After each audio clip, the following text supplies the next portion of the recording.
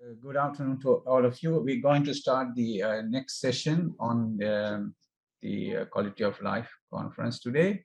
I'm chairing this session and I'm going to start the presentations, inviting each one to make the presentations. As you probably know already, the rules are there that you have maximum of 10 minutes per presentation. So make sure that you actually keep your time. And after your presentation, the chair has 5 minutes of discussion and question time and 5 minutes of question time for the audience. And that's how we are going to manage. We are starting late. It's a bit late today, really speaking, but I will try and keep to the time. I will give you a warning just before 10 minutes is finished. So if we have Miss Yuslina Yusuf, can we start the presentation, Miss Yuslina? Right, you shared the screen. I think it would be desirable if you can go to the full screen and not. How to share this one? We don't need either side on the slide. Could you do that? Assalamualaikum and good evening to dear judges and fellow friends. Today, I would like to present our study title, Perceived Social Support, Caregiving Appraisal, and Quality of Life Among Caregivers of Individual with Parkinson's Disease. Parkinson's disease is the second most common age-related neurodegenerative disorder. Motor symptoms arising during early clinical disease. The progressive disease worsens gradually in time, and lastly, it erodes all functions abilities. The functional and cognitive decline causes the dependence to family members or caregivers, which direct implication upon the quality of life and burden. Understanding the quality of life of the caregiver, support and caregiving appraisal is essential to ensure the individual with Parkinson's disease live with relatively better quality of life. However, caregiving topics are much debated and have attracted universal attention. The problem statement. Managing individuals with Parkinson's disease requires long-term care and poses a significant burden on caregivers. Most individuals with Parkinson's disease in country will stay at home. So it is crucial to understand the consequences of this caregiving to the caregivers. More than 6 million people will be living with Parkinson's disease in Asia by 2030 due to rapid population, aging, and lifestyle factors. Since the quality of life, IWPD is well studied. The quality of their caregivers has seldom been investigated. The significance of the study was towards the IWPD and the caregivers, especially for Keluarga Malaysia, the health care provider, especially to the nursing profession and to the organization.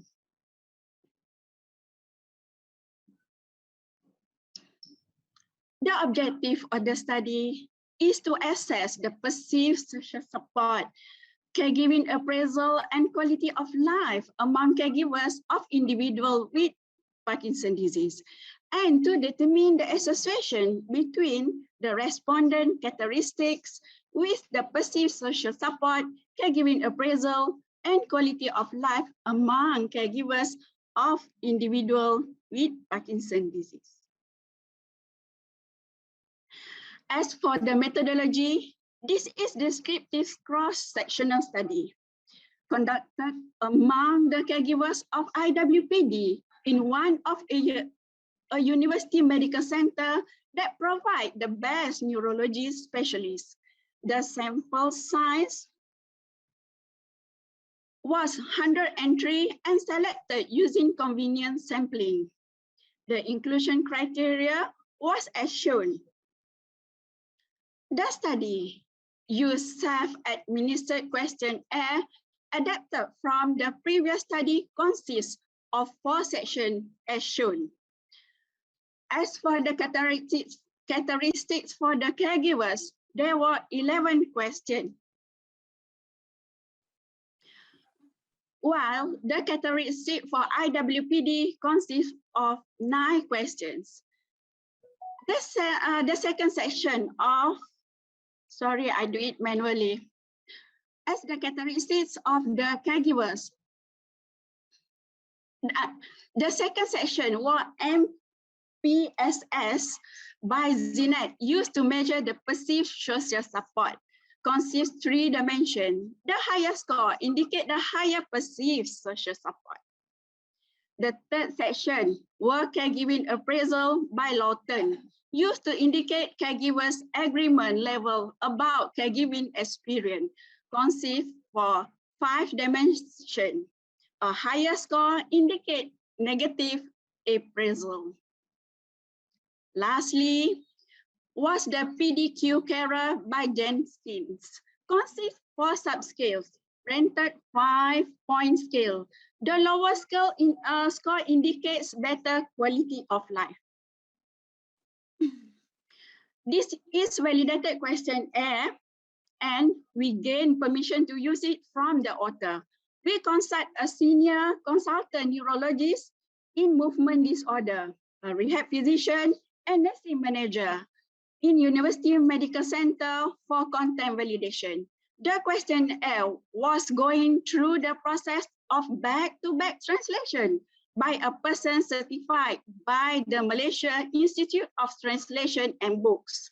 Pilot study was conducted to assess the feasibility of the study.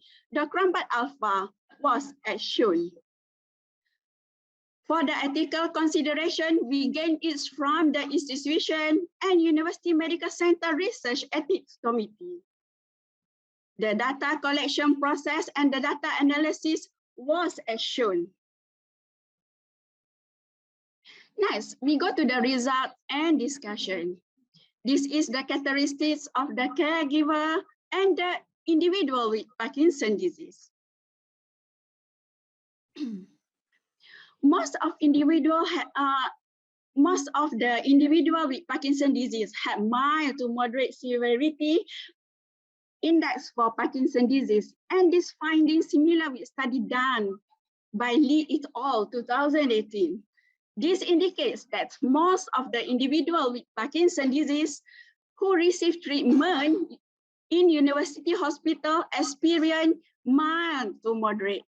This is maybe due to the specialist treatment, management, and good rehabilitation provided in the hospital. This study found that the caregiver perceived moderate social support and consistently shown from family was protective factor, and based on the few studies reported, majority gained support from family and friends. However, this study shown that the caregiver also is receive good support from others, that is formal caregiver who are employed by family member in the care of IWPD and the multidisciplinary team plus the support group that exists in the hospital. Supported by Lee et al. 2018 reported that the close relationship able to facilitate provision of continuum care and supportive environment. The study revealed that caregivers have mixed feeling of caregiving experience. The highest score was the satisfaction and mastery, while the lowest was the burden and impact. The sense of responsibility and family bonding contribute to the sense of satisfaction and leads them to learn to be mastery in the care of their family member. Caregiving was seen as responsibilities rather than burden. However, the long term of caring surely will contribute to the burden and will impact their caregiving appraisal. Next, the study revealed the caregiver had a quite good in their quality of life. They had better in self-care and personal and social activity compared to the strain, anxiety, and depression. This due to the most of the individual with the Parkinson's disease in this study had only mild to moderate severity, in which is less burden to the caregiver, which allow them to have better self-care and personal and social activity. However, the functional dependency due to the physical disability of IWPD will affect the caregiver. quality of life in which lead to the strain, anxiety, and depression. The study revealed that the caregivers' comorbidities, the duration of caregiving, and the caregiver who live together with individual with Parkinson's disease was found associated with the caregiver quality of life. In the individual with Parkinson's disease, gender and comorbidities was also found associated with the caregiver quality of life. This is supported by the previous study that reported that the female patient accompanied by family members may have more disability and can increase the burden of care. There was a moderate positive relationship found between caregivers and quality of life with the caregiving appraisal. This coefficient of significance and support by study show that caregiving appraisal consisted related with the quality of life.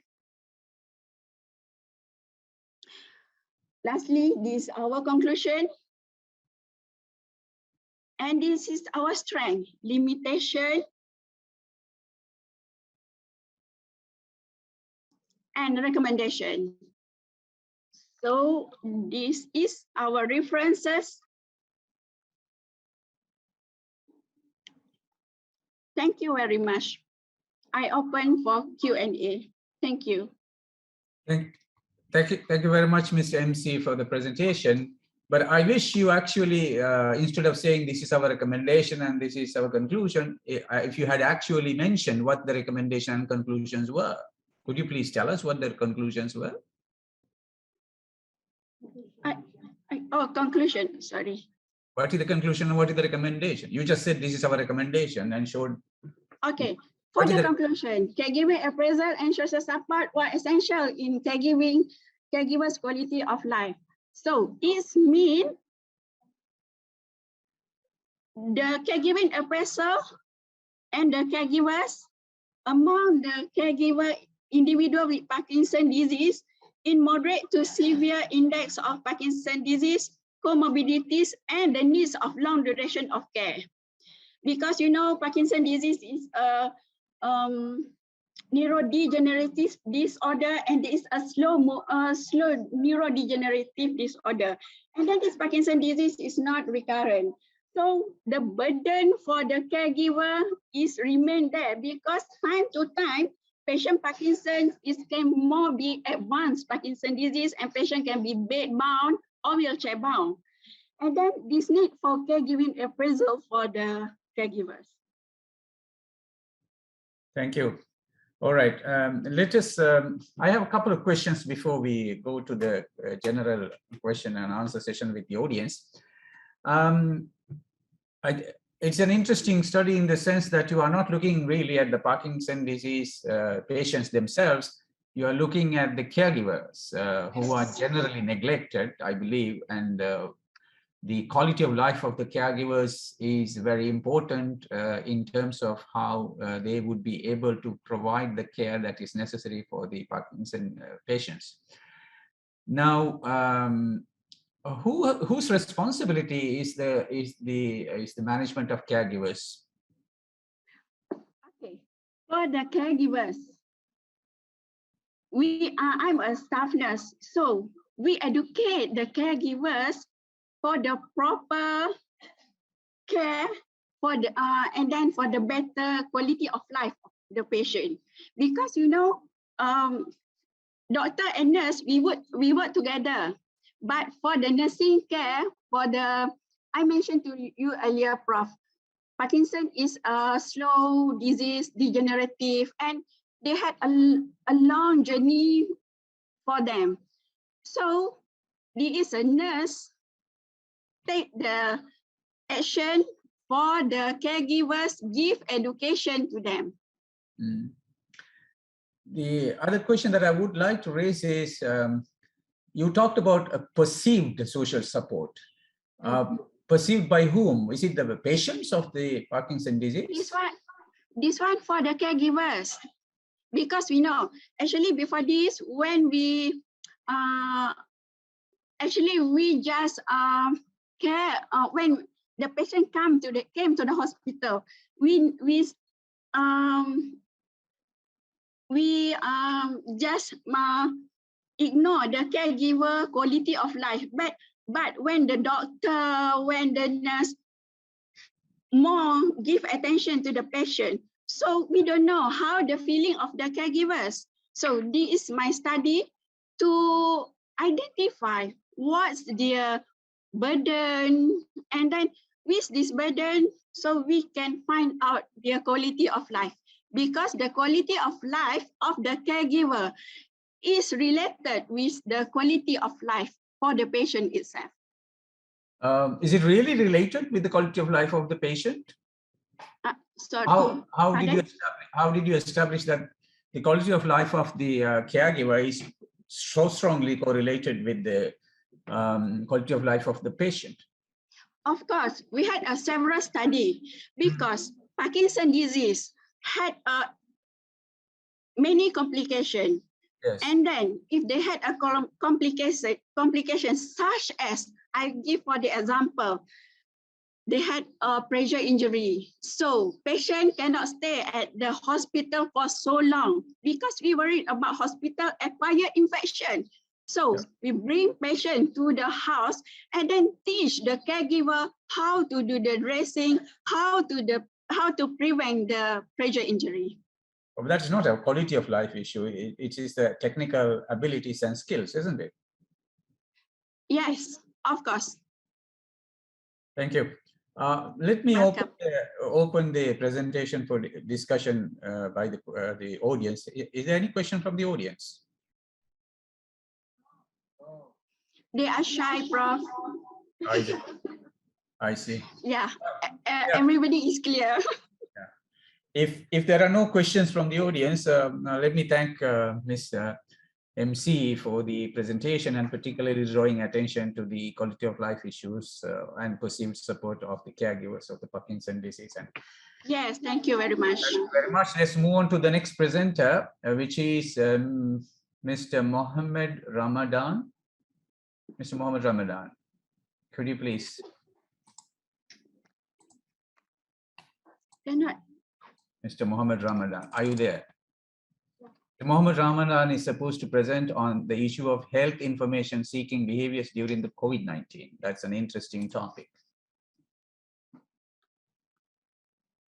Health information seeking behaviors during the COVID-19. Are you there, Mr. Yes, Mohammed? yes, Prof. Okay, thank you. You're starting at 1:43 and I expect you to finish by 1:53 or in 10 minutes. Prof, can you hear me? Yeah, everything is fine. Do the presentation, please. Okay, thank you to Mr. Chairperson, Prof. Ranjith, as well as to my colleagues here in the hall. So today I'm going to present to all of you my research entitled Health Information Seeking Behaviors During COVID-19 Among Patients with Hypertension in Selangor. So before I begin, I would like to ask everyone in the floor and also online, how do you obtain health information during COVID-19 pandemic? Do you seek consultation from the doctors? Do you go and search online by yourself? How are you, Prof. Ranjith? Sorry? How do you obtain health information during COVID-19? Do you seek for assistance from the doctors or you search online? Well, I believe in the current scenario, you don't go to doctors. You really search for materials from online and other sources, your social contacts and so on and so forth. Yes, yes. Thank you for the answer, Prof. Ranjith, because this is very important, because when we search for information, we need to know how actually the patient's response during the COVID-19 pandemic. I will share with you why it is very important. Now, let us define what is health-seeking behavior. It's actually any activity undertaken by individuals who perceive themselves to have a health problem or to be ill for purpose of finding an appropriate remedy. For example, if today is any one of you who have problems, for example, nausea, vomiting, or coughing, you might think that, oh, is it COVID or is it non-COVID? So you search for information, right, to confirm whether your symptoms likely to reflect that it's COVID or not. So this actually behavior is important because it will affect how do you respond to the problem or any health issues. Now, there are 4 ways of people to do searching for health information based on Wilson information seeking behavior model. First, passive attention. Second, passive search. Third, active search. And fourth, ongoing search. Let me explain it one by one. Passive attention is when you watch a TV, but unintentionally you receive a health information during your watching the TV. Whereas for passive, active, and ongoing search, you purposely want to look for the health information. So what are the sources of health information that you can get from? First, as Prof. Ranjith mentioned, that probably from the healthcare professionals. It could be doctors or nurses. Second, family members. Third, friends. And now, of course, some people, they might go online, in which they may look from the website or any application that can be downloaded into their smartphone. So a little bit of literature. How actually the COVID-19 impact our healthcare system, especially in Malaysia. So since in the beginning of 2020, the government of Malaysia has implemented so many SOP in which they encourage people to stay at home, right? Avoid crowded places to reduce the risk of getting infection from the COVID-19. And this action has caused impact to the healthcare utilization. It means that our healthcare staff need to focus on the COVID-19 patient as compared to other medical illnesses. And therefore it reduced by almost 1/3 during this pandemic.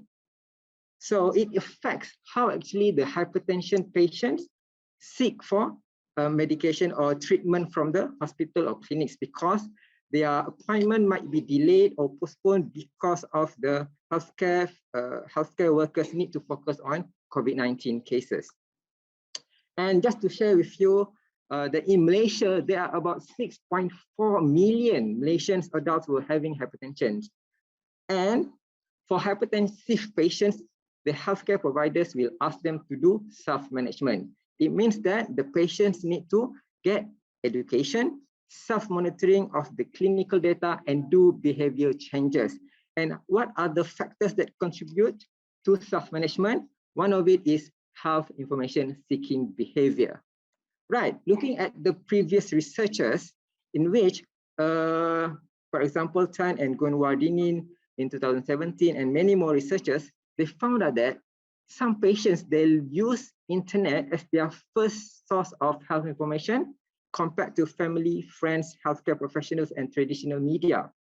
Whereas in another study, they found out that patients referred to general practitioners, which means doctors, as the important source of,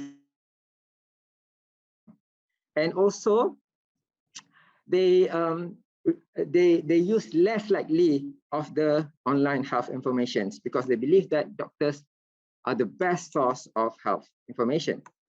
Therefore, based on these mixed findings and the importance to know how actually hypertensive patients in Malaysia seek for health information, so we want to know what is happening in Malaysia, particularly in Selangor area. Now, an in-depth understanding of this study could help the healthcare practitioners, the government to develop a successful strategies for delivering vital health information to the patients. And also it will help patients to improve their self-management skill as well. And therefore this study is aimed to explore the health information seeking behavior among patients with hypertension. So moving on to the research methodology, for the study design, this is actually a qualitative study in which we employ an in-depth interview to the patients so that we can get to know why is this happening. And we conducted this study at UiTM Primary Care Specialist Clinic. It is located at Selayang, an area in Selangor, because this clinic has a higher number of patients. And we recruited this patient using purposive sampling approach, by which we only recruited patients who age 18 to 49 years old, must be Malay, computer literate, and also receiving treatment during this pandemic COVID-19. And how we actually collect the data? First, we use a face-validated questionnaire And then we conducted 14 interviews. We used face-to-face interview, telephone-based interview, and video interview. And this interview lasts up to 45 minutes. And we take field notes during every interview to ensure data validity and reliability. And this is part of methodological triangulation. And we actually receive ethical approval from the Research Ethics Committee from the UITM. And how we analyze the data, we use content analysis to code and categorize the data systematically. And we use data triangulation to ensure that the data is saturated by comparing the final themes and categories with the original transcript. And we use and appointed 2 qualified peer researchers to review the data. And we refer to the correct, which is the consolidated criteria for reporting qualitative research for this study. Now, moving on to the next phase, which is the result. So this is the participant characteristic. We managed to recruit 14 participants, in which 64% of them were male, and most of them had tertiary level of education, and they are employed. Now, based on the analysis, we found out there are 2 major themes from this study. First, interpersonal sources, and second, online sources. For the interpersonal sources, we managed to see that patients actually refer to their family members, healthcare providers, and friends to seek for health information. Whereas for online sources, they use online courses, second, internet, and third, social media. For the internet, I refer to the web browsing searching engine and also online videos, whereas for the social media, I refer to messaging application, for example, WhatsApp, and social networking sites, for example, Instagram, Twitter, and Facebook. Now, this is the picture of how the results were interpreted. All right, now let's moving on to the interpersonal sources. Based on 14 interviewees, we found out that 8 participants, or 57 of them, use interpersonal sources to seek for health information, in which they use family members, healthcare professionals, and friends. I put some of the quotes inside my slides, but I'm not going to read it. And also, majority of the participants, which is 71%, 10 out of 14, they use online sources to seek for health information. It means that among all the participants, we can identify that online sources are the most preferred tools or sources for them to seek for information on hypertension. And for the social media, they actually receive some of information through their WhatsApp, Facebook, Twitter, and Instagram. For instance, the quote from the participant number 1, he or she mentioned, usually I will search for information about health at search engine or YouTube. Also, sometimes people share information videos via WhatsApp. So this is actually happening in Malaysia. So for the discussion part, so the result indicated that most patients use online health information as compared to the interpersonal approach. Although, based on previous research, it stated that healthcare professionals are the most common and trusted source of information.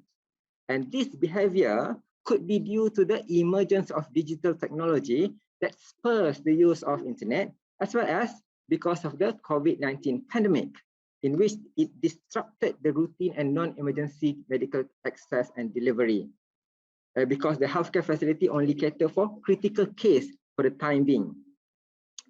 Although patients nowadays prefer online health information and have proven effective in controlling blood pressure, but the quality of information should be considered. All right, because some information online is inaccurate, could be misleading, biased, and obsolete.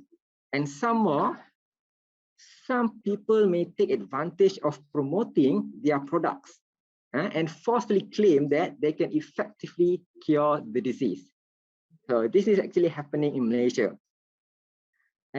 But yes, nonetheless, while most patients make extensive use of online health platform, we believe that face-to-face consultation with healthcare practitioners remain important. Because of what? Because medical advice should be adapted to the person on a case-by-case basis. Not every patient can be treated equally. We must individualize the medical treatment.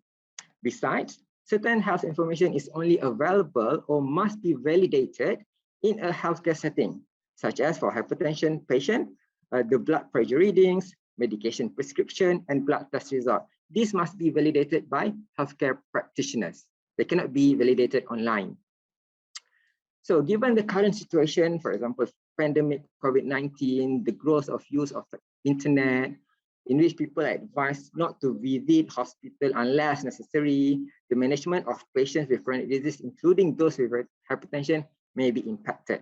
Therefore, it is undeniable that using health information online could play a significant role in effectively increasing people's self-management skills. So, the combination use of interpersonal and online health information could be beneficial to the patients to maintain their blood pressure under control. So in conclusion, this study found that patients with hypertension sought health information through interpersonal and online platforms. Given the COVID-19 pandemic and the ease of accessing the internet, most patients opted to rely on online resources. However, this study is not without limitations. First, it exclusively includes Malay patients only, which may not represent other races in Malaysia. Second, depending on the changes in the healthcare environment, the outcome from this study may be applicable now, but not in the future. And thirdly, this study did not examine the patient's socioeconomic status, which is a significant predictor of health information seeking behavior. So we recommend for the future study, future research should focus on the effect of post-pandemic COVID-19 and new standards on people's decision to seek medical care to treat their disease. And also, additionally, a framework for online health information should be explored for development to maintain the accuracy of online health information. So I think that's it. This is my references. So thank you very much. Thank you very much, Mohammed. Well, this is a study that has been conducted to prove, it seems, something that we already know. I was just trying to figure out what new information did we discover from this research, because although you are focusing on hypertension patients and were saying, well, this cannot be extended to any others, I do believe that what you discovered is common sense and is common knowledge, really speaking. Google and internet has become the primary source of information for almost anything these days, and it's undeniable and it's already known.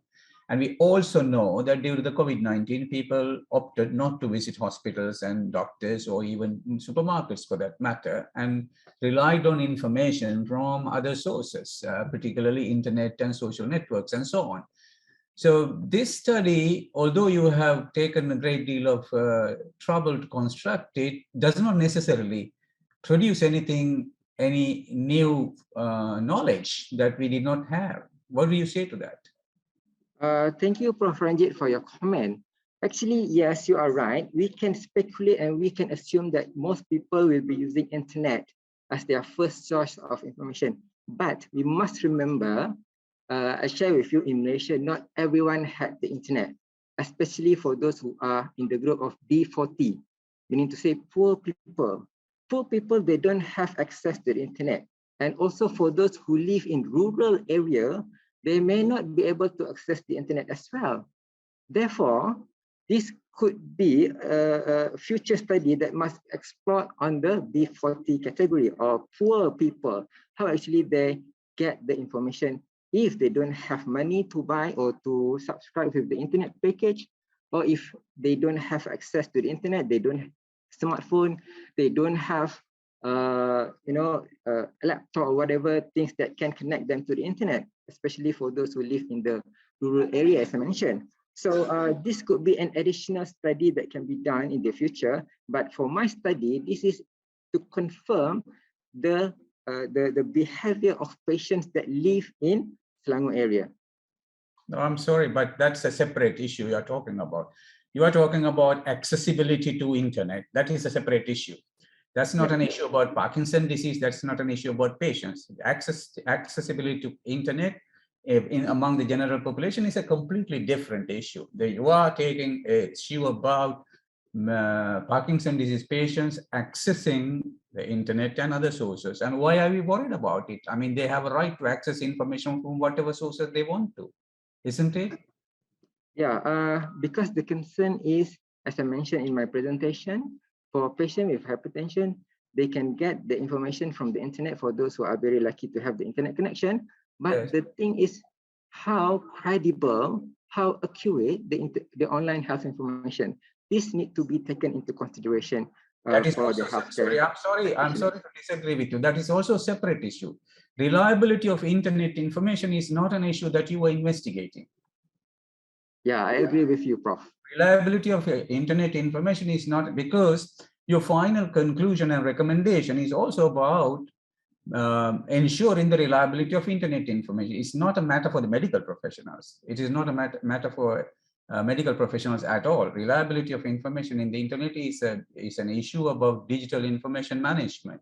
That's a separate issue. That's not an issue that you even investigated. So I'm questioning some of the things that you are saying in your presentation, like the conclusion, recommendation, doesn't make sense, because you cannot make that conclusion from the 14 people that you spoke to. The number of people you have spoken to in the qualitative research is very small, very limited.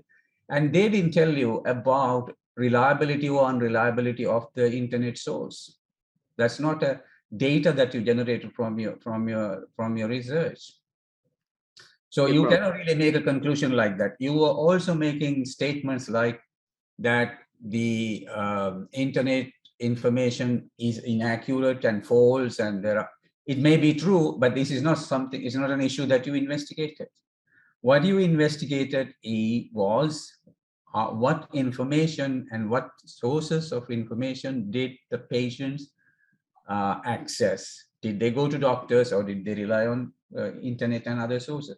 I do not really see a problem with that, because people have right to do whatever they want to do. If they want to go to doctors, and if they can, they would. If they want to go to the internet and find the information, and if they can, and if they have access, so they can do that. If they want to talk to the people, friends, by telephone or WhatsApp and get the information, it's up to them. Where is the issue really? Okay, thank you, Prof. I will take that into consideration for my research project. Yeah. And perhaps your comments are very good for improvement in the research. Yeah, thank you. Thank you.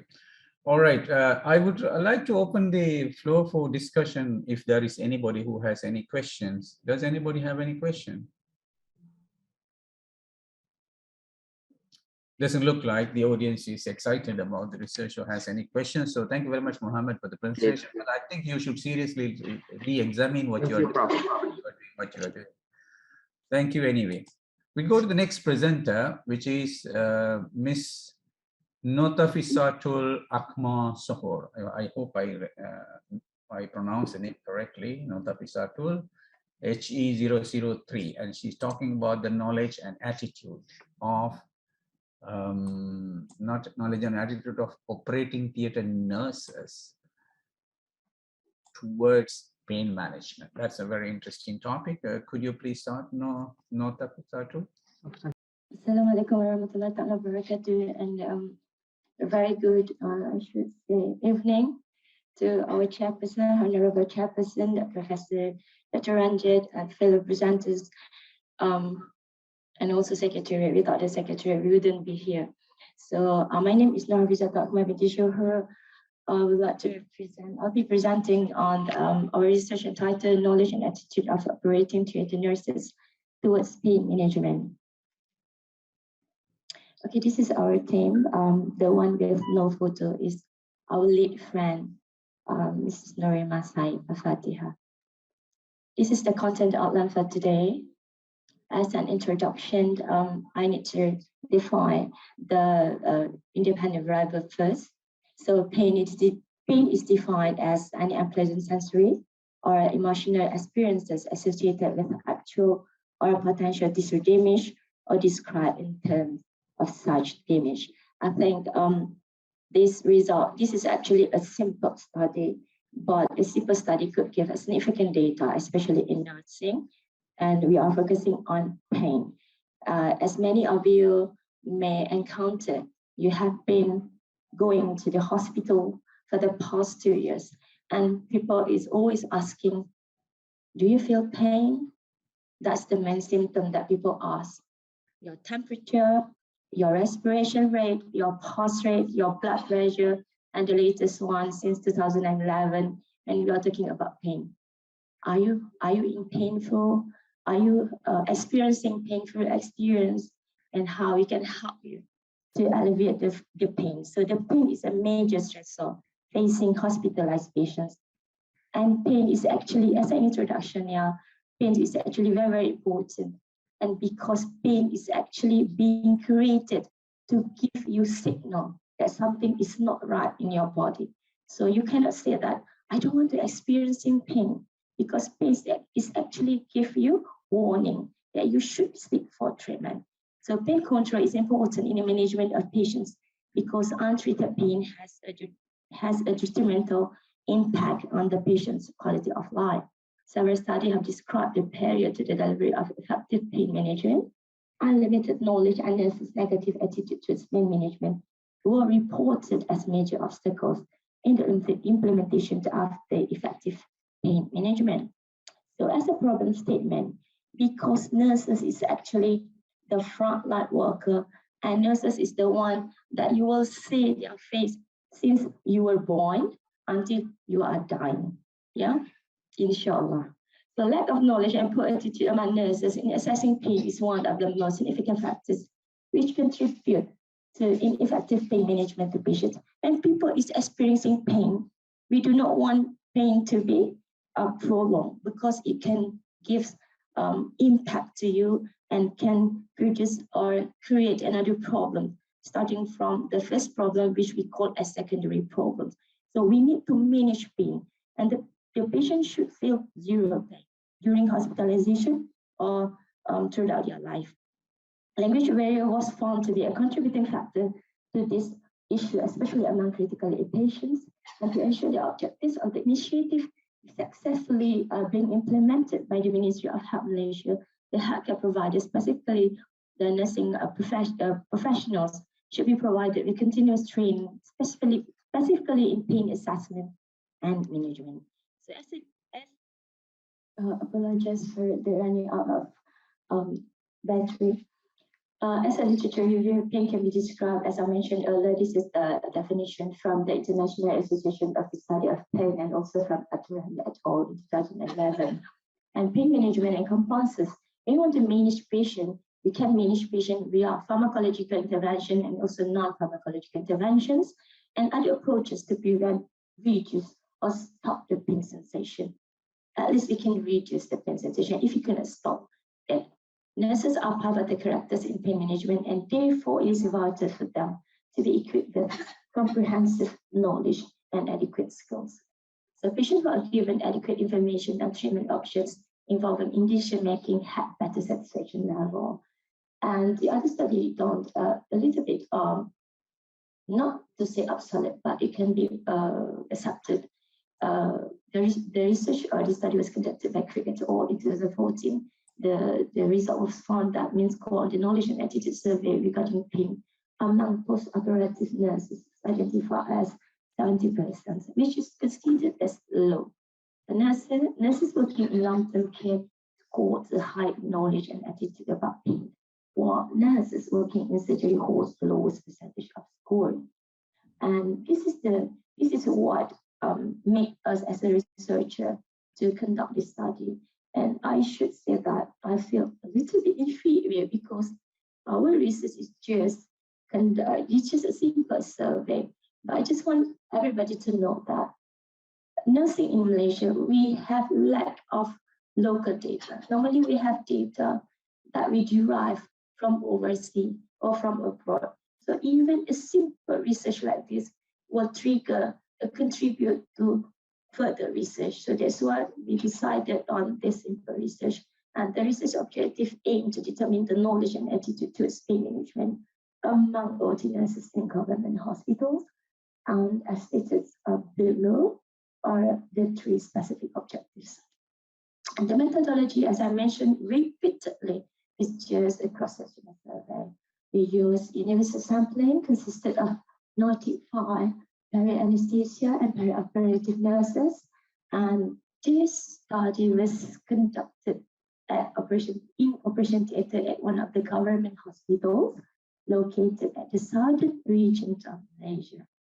And the research experiment was adapted from Farrell in 2005, the questionnaire on the nurses' knowledge and attitude survey regarding. The self-administered questionnaire consists of 27 items, and the questionnaire took about 20 minutes, approximately 20 minutes to be answered by the respective respondents. And we did receive article clearance as stated in the slide. The data analysis was done using SPSF version 23 at the point that the study was conducted. Yeah.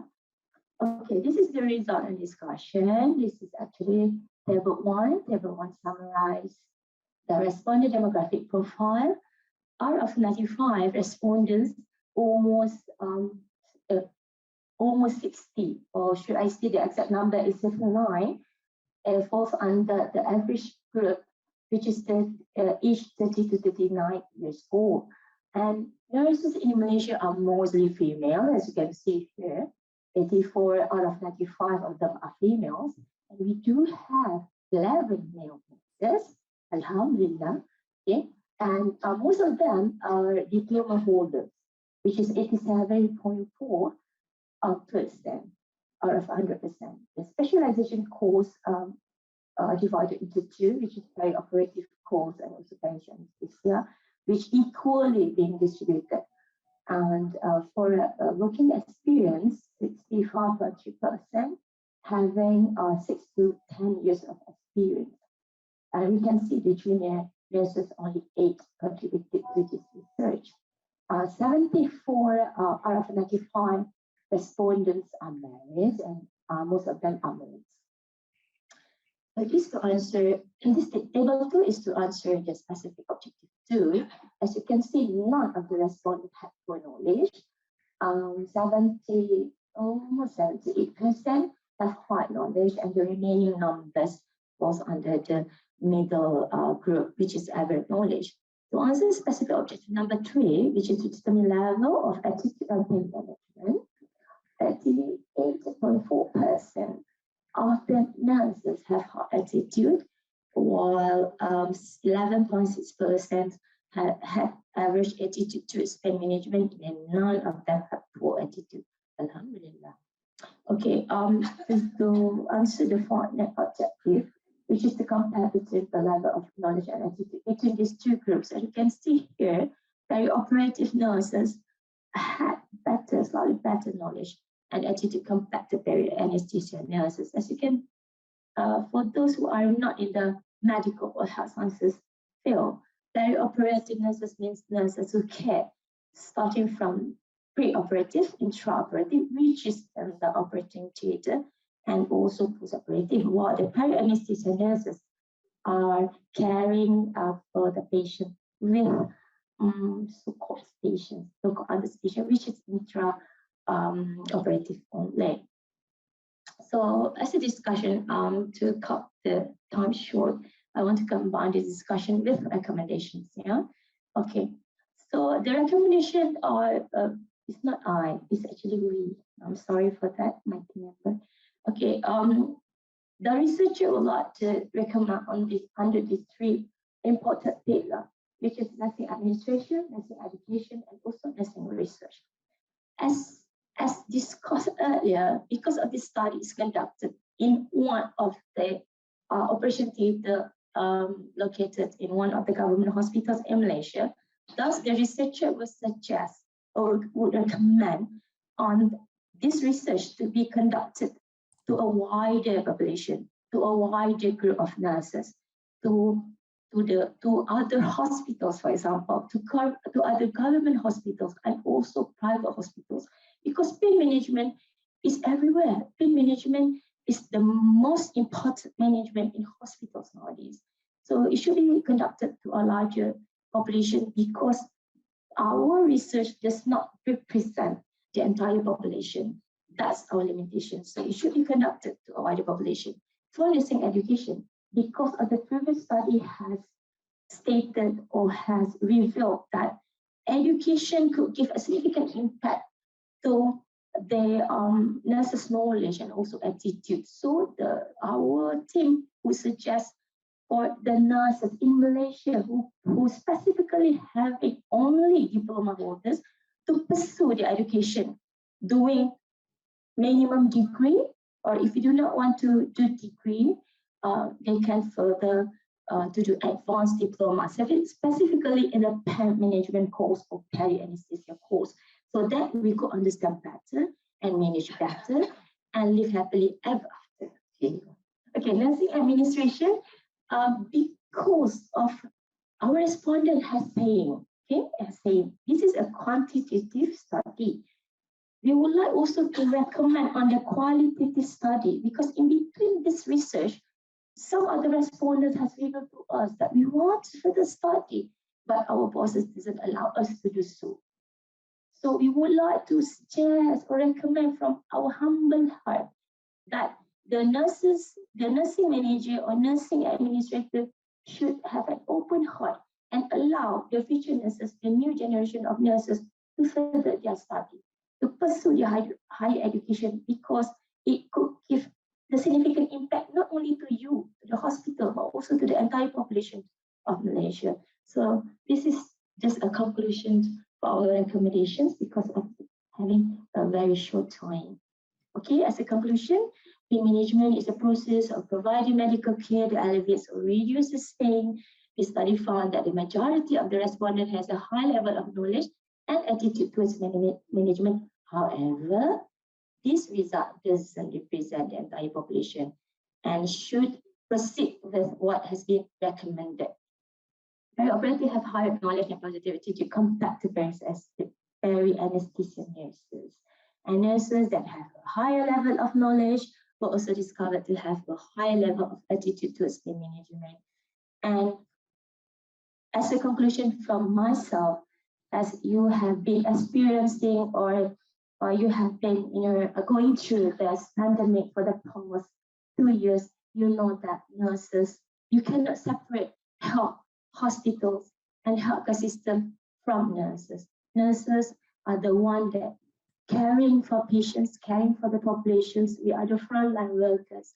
Even the hospital can operate without us, and even you have the most recent and advanced technology, you still need a human touch. So I should conclude that we should focus on the study. We should discover it more. We should give more local data to our research so that nurses will significantly give an impact to Malaysia, not only so-called mate to doctors or to whoever that called us that title. Okay, that. Thank you so much to Prof. Ranjith and to everybody, to the honorable judges. This is just a sharing session and sharing results of what we have been conducted. And thank you so much, everyone. I would like to extend our gratitude, our sincere gratitude to your RTM and to participants who participate in our research without a reward. And they just want us to finish this, to give us a data, which is now very important than everything else. Thank you so much, everyone. Thank you, Ms. Sohor, about this study examining the nurses' attitudes and knowledge towards pain management, which is an interesting topic without any question. I have a couple of questions. Can you hear me? Yes, Prof. Yeah. Now, one of the issues that I discovered in your presentation is that at the very beginning of your presentation, you said in the introduction, you said that many studies have shown that there are barriers to the delivery of effective pain management because of limited knowledge and nurses' negative attitude towards pain management. However, at the end of your presentation, your findings don't substantiate this at all, because you concluded that from your study of a number of nurses, that you concluded there is a high level of knowledge and understanding and attitude among the nurses that whom you interviewed. 79% and 89% had wonderful knowledge and attitude. So how do you explain this? If that is the case, then there is no issue, isn't it? Thank you so much, Prof, for your questions. Actually, Prof, as I mentioned earlier also, we have lack of local data.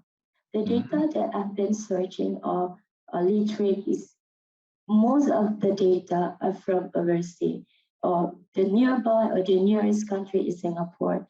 So because we have cultural differences, Malaysia is so unique. So we need more data in Malaysia. It is not congruent from what I have found, because our data is only collected at one hospital. Thus, I also did mention it cannot generalize to the entire population of Malaysian nurses. So we would like to conduct more study so that to have valid results, or so-called, okay, I might say that the research has been conducted. It has been conducted because many of the nurses now have furthered their study, but sometimes it is not published, Prof. Sometimes it is unpublished data. They have finished their study, but the study has not been published. So what we can say about nurses having low knowledge or low attitude is the data from overseas is an international data, not from Malaysia, Prof. So a little bit in contrast with what we have found here. Yeah, it is. I mean, there is a big question here whether to trust the published research, which you reported at the beginning, where it says that there is a lack of good attitude and knowledge towards space management among the nurses. When you come and say, well, really speaking from the example of what I examined, there is a very high level of knowledge and attitude. So this contradiction is a serious contradiction, and your numbers of the nurses whom you investigated are smaller compared to those studies I reported. So your study doesn't therefore stand up that much as an important contribution, although it raises some big questions. How does it happen? Now, I want to move on to a slightly different question. From human behavior generally in all sorts of other fields, not just in medical field, we know that knowledge and attitude are not necessarily correlated. They are not. There are a lot of highly educated people with great knowledge who have lousy attitude. We know it from our teachers, professors, doctors, nurses, all sorts of people who are highly knowledge educated with wonderful qualifications at the end of their names, but have very bad attitudes. However, you are saying from your study, there is a straight one-to-one correlation between knowledge and attitude. You lump the two things together. I'm just curious how you measured attitude and how you correlated it with knowledge. I am doubtful about this finding because from many other studies about human behavior in general, we know attitude is a trait of the individual. It's nothing to do with the knowledge itself. Knowledge is something that one gains, and one can educate oneself and gain knowledge without any real change in the attitude. Attitude is a personal trait. How do you explain this? You are lumping together two things and then making a correlation between one-to-one correlation between the two. Okay, Prof. I 500% agree with your statement because this is just a short sharing session, I should say, and I do agree on what you have saying or sharing, because attitude is measured it is a very difficult variable to be measured. And to measure attitude, according to the literature, to measure attitude, there are many, what should I say, measurement tools. So I just put there whatever that I found related to my study. But as we can see here, attitude can be, can be influenced by many factors. There are multifactorials now, and sometimes it is irrelevant and it is inconsistent with whatever results. And I must say that now we have a population who have high level of knowledge because of the accessibility to the education, Prof. Last time, the nation doesn't have, when your country is going from underdeveloped to developing to nearly developed country, you have the accessibility to the education. So thus, nowadays, people can do PhD, masters by using their own money compared to other generations or older generations. So nowadays, we can see the trend, the knowledge and attitude doesn't reflect sometimes, or it has a weak correlation. So I just want to re-emphasize on my point, which is I just found whatever relevant to my study, but I do agree with you that the attitude and knowledge, sometimes it cannot be mixed together. We have a different measurement tool. Every researcher possessed or came up with a different result using different measurement tools. And also sometimes it also depends on the locations, on the cultures, on the country, on how big the population is. Guys, let me hungry. Yes. Who is hungry? What's the issue? Sorry, Prof, some interruptions there. And I lost. Thank you. I have something else to take, but the time is limited. I would open the floor for discussion if anybody has any questions, please. Okay, Prof. Okay, Prof. We'll see you later. Any questions? Interacting, inshallah. Assalamualaikum. Doesn't look like there are questions, but I wanted to just point the finger at your recommendations, because you were mentioning that the three things: research, education, and again, I am curious how education can change attitudes. I'm not sure if education will bring knowledge, but not certainly attitude. So be careful about your recommendations. Thank you very much, Ms. Soho. We'll move on to the next presenter, who is Mrs. Shafia Rosli, and she's talking about the roles of digital technology in sustaining mental health among parents of children with autism. That's a very interesting spectrum area to look at. Children with autism spectrum disorder, and looking at roles of digital technology in sustaining mental health. Over to you, Ms. Shafia.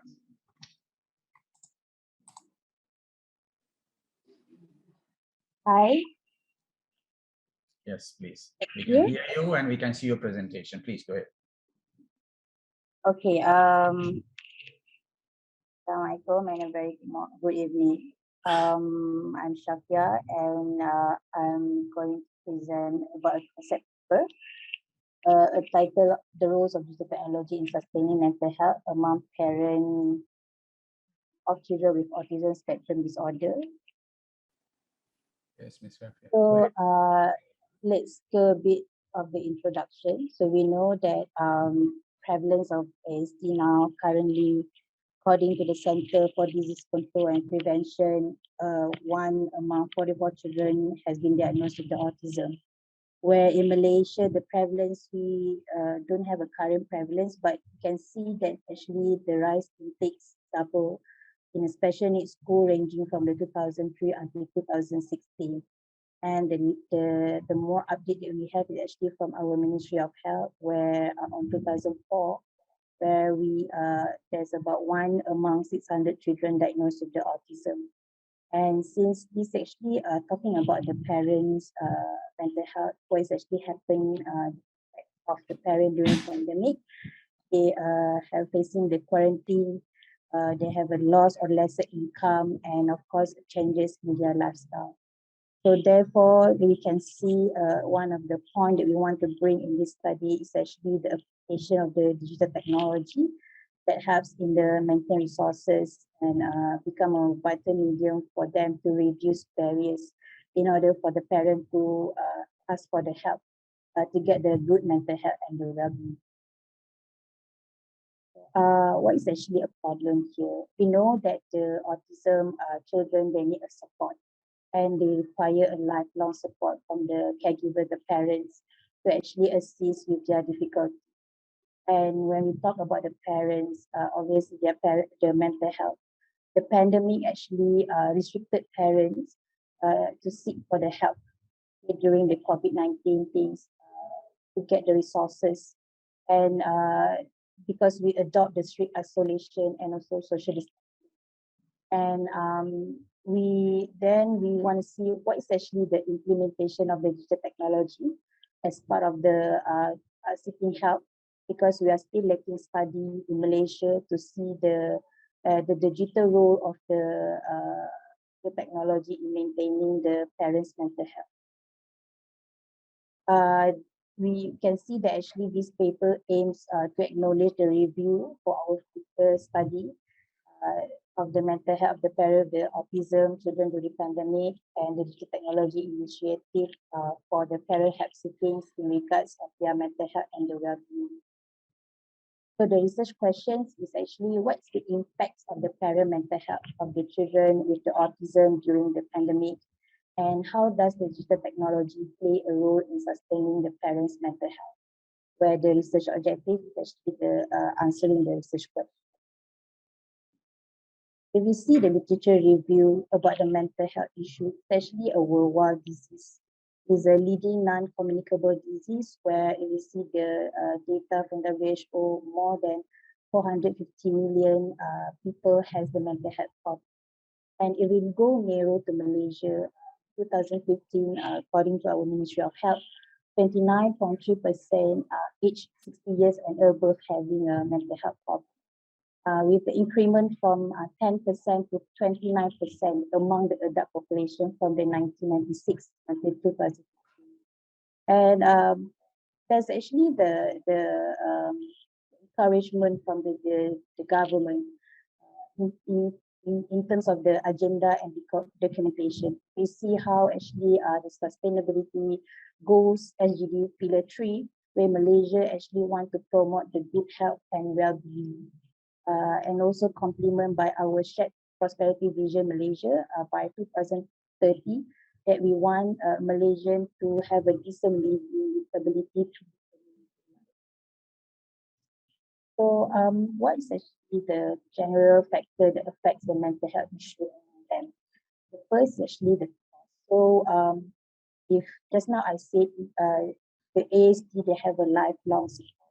So definitely the cost be one of the factors that can burden the parents, how they want to go from the starting of the intervention, the screening, the diagnosis, and then the continuous intervention, they have also the financial issue in the family. Knowledge, we know that not all of the parents have a very good or very good information about the autism.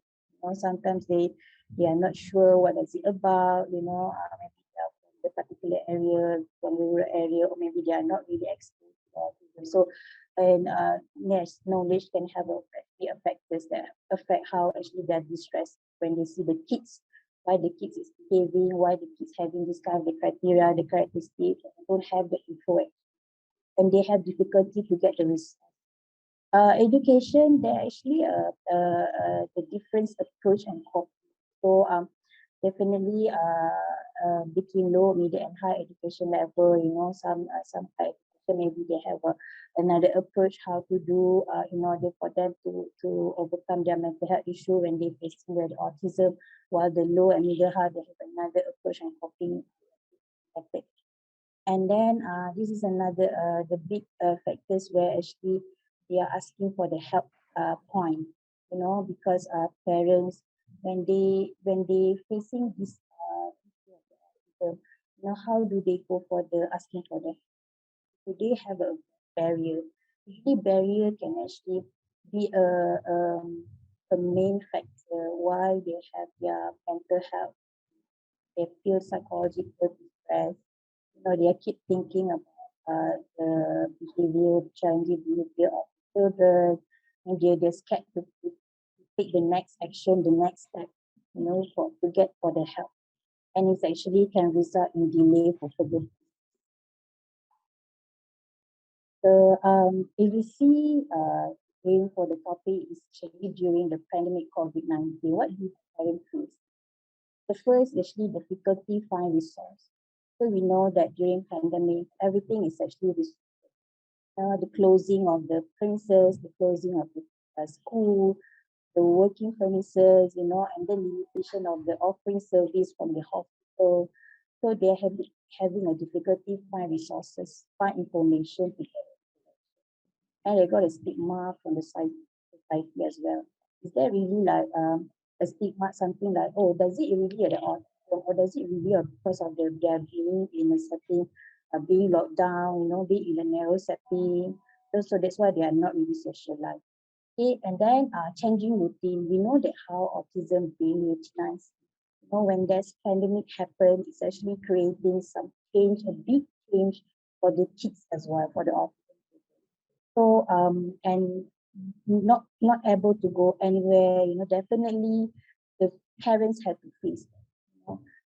The kids will be overwhelming, if previously they have a lot of the social circle, now they have only a school, previously they have a school circle, work circle, they can go to the classes, center, therapy, intervention outside, now they are only in a home setting. So parent facing the challenge.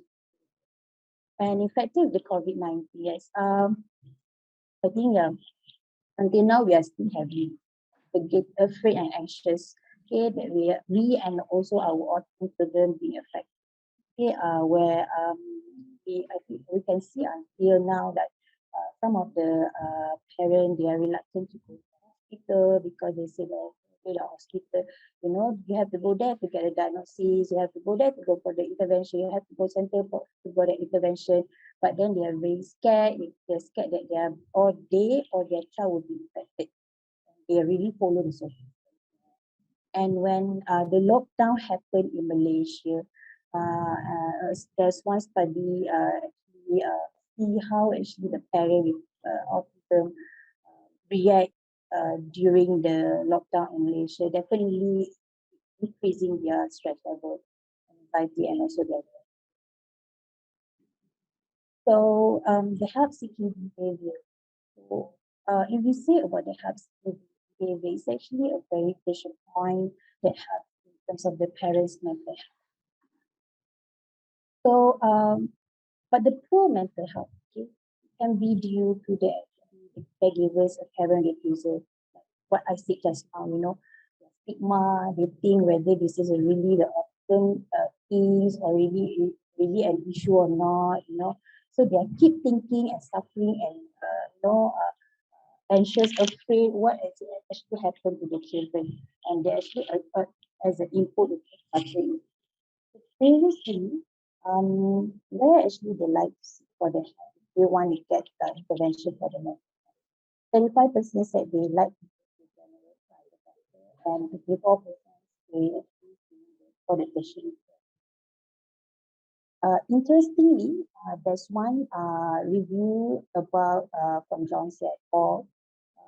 Regarding the medium for where they want to seek help when they have a mental health concern. And 85% select from the selected article, they like to use the internet-based programs or applications. So you can see now the digital technology by 2024, 90% of us will have a smartphone.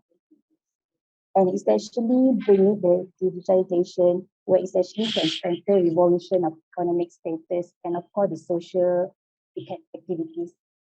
So the pandemic COVID-19, does it stop the users of the digital technology? Definitely no. So a study comparing the higher income country and the lower income country. They have not stopped or limitizing any uses of digital technology. That's actually the difference between the type of digital technology used between both two. Maybe the higher income, like the higher income country, they will use like such as the virtual reality. And digital technology, we know that it can extract information. So parents can search about the info from the autism through their fingertips. And we do have in Malaysia the mental health platform that can help parents in order to find the resources. Also like Naluri and our mental health. And digital technology definitely just cross world, cross country.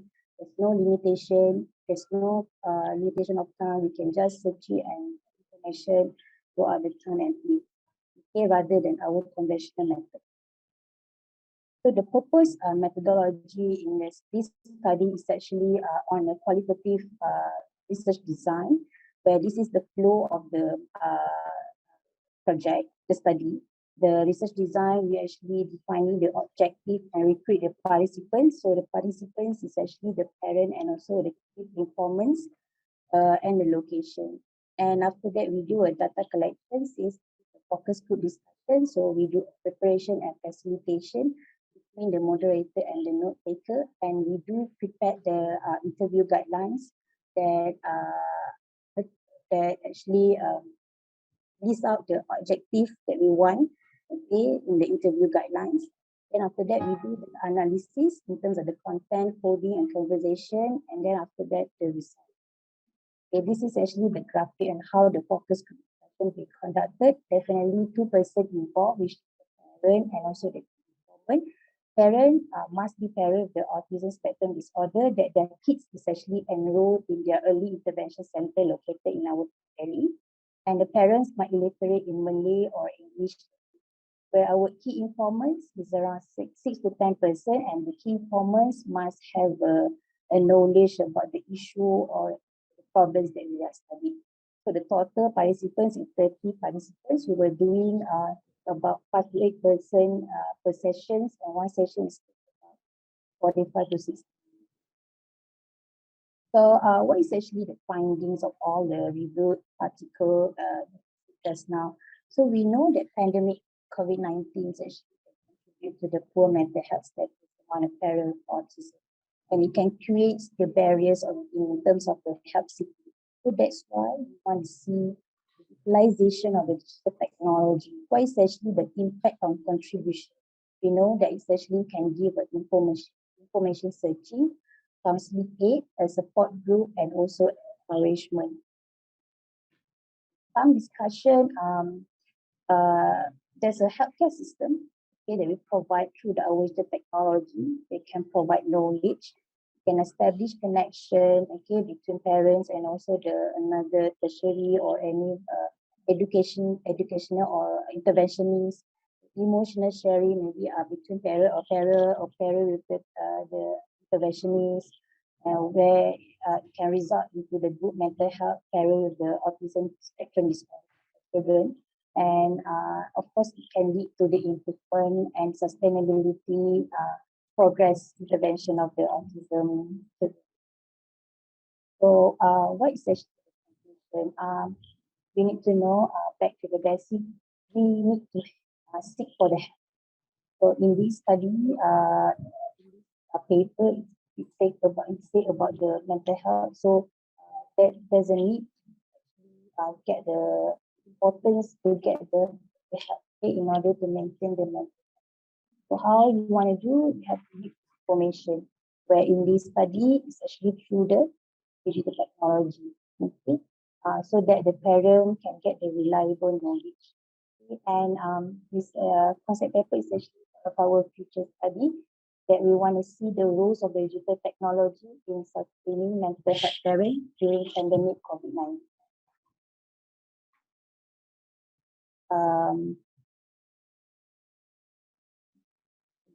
That's all. Thank you. Thank you, Ms. Shafia, for that presentation about the digital technology and how this can help information seeking. I have a question here. You said in the final recommendations that the digital technologies help to obtain reliable information about, particularly for autism children. Now we are hearing conflicting findings from different research. Safia, if you were listening to the previous conversation we had, there was a suggestion there, although it was not substantiated. There was a suggestion there that the digital information available in the internet and other media are unreliable, whereas you are making a conclusion that it is reliable. Now, in the first place, you were not examining the reliability of digital information in your research. So there is a question mark as to how you would make a conclusion like that, that it is reliable. This is number one, because you did not investigate whether it is reliable or not. Second, this idea that you are making in the conclusion is contradictory to what others are saying and what is actually happening in the digital. The digital information is not actually that reliable. How would you answer that question?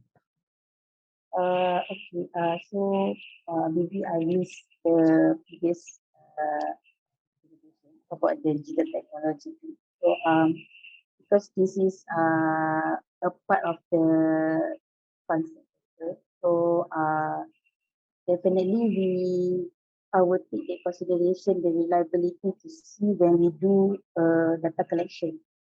So because our data collection now is qualitative, where we have the interview guidelines. So in the interview guidelines, we do have a question that asking parents, is the technology helping them in order to get their information, and also helping them to have a better mental health. So probably after they getting the data, then you can see whether it's really reliable or not. This is actually part of the, but if we see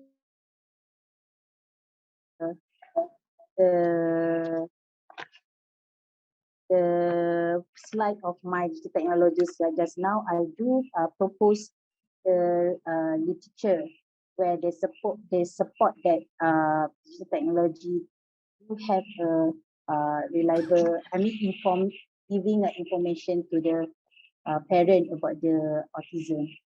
So yes, that could be a positive side of digital technology, and maybe there's also something that not so good from digital technology that we have to take care of. Sure. Now, yeah, okay, thank you. By the way, this is not a question, actually, this is an observation about your research. I don't know to what extent you have completed your research, but I find that your research is not focused well.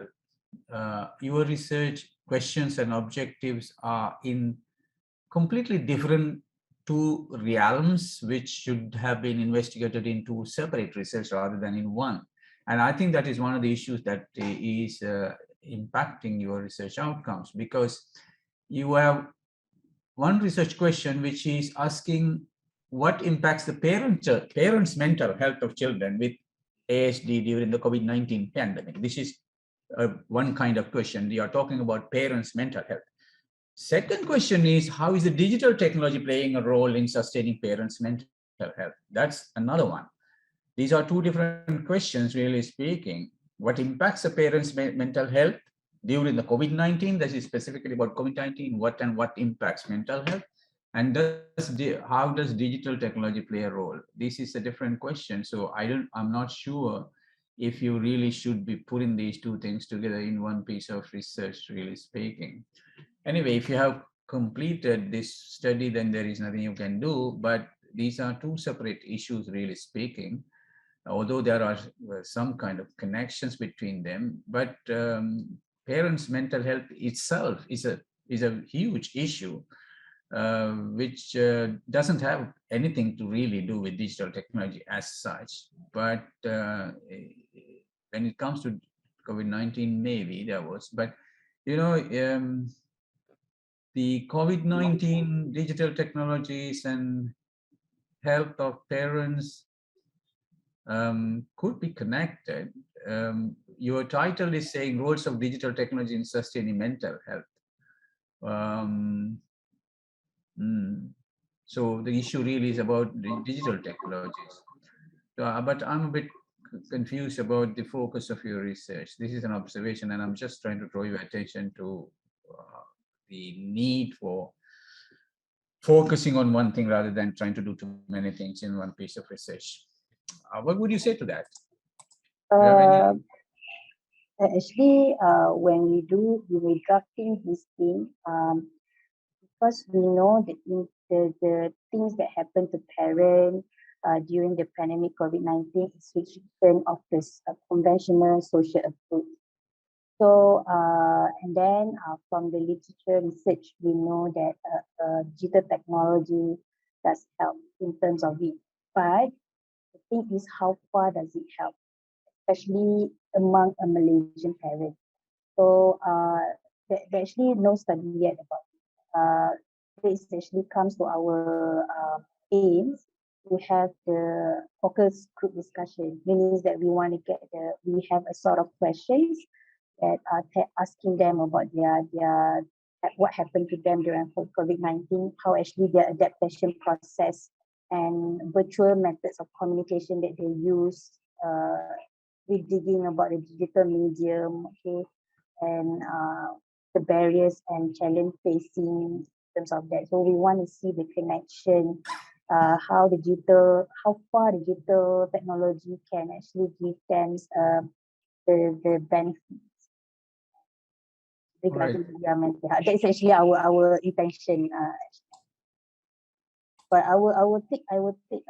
we will take notes about your thing and your idea.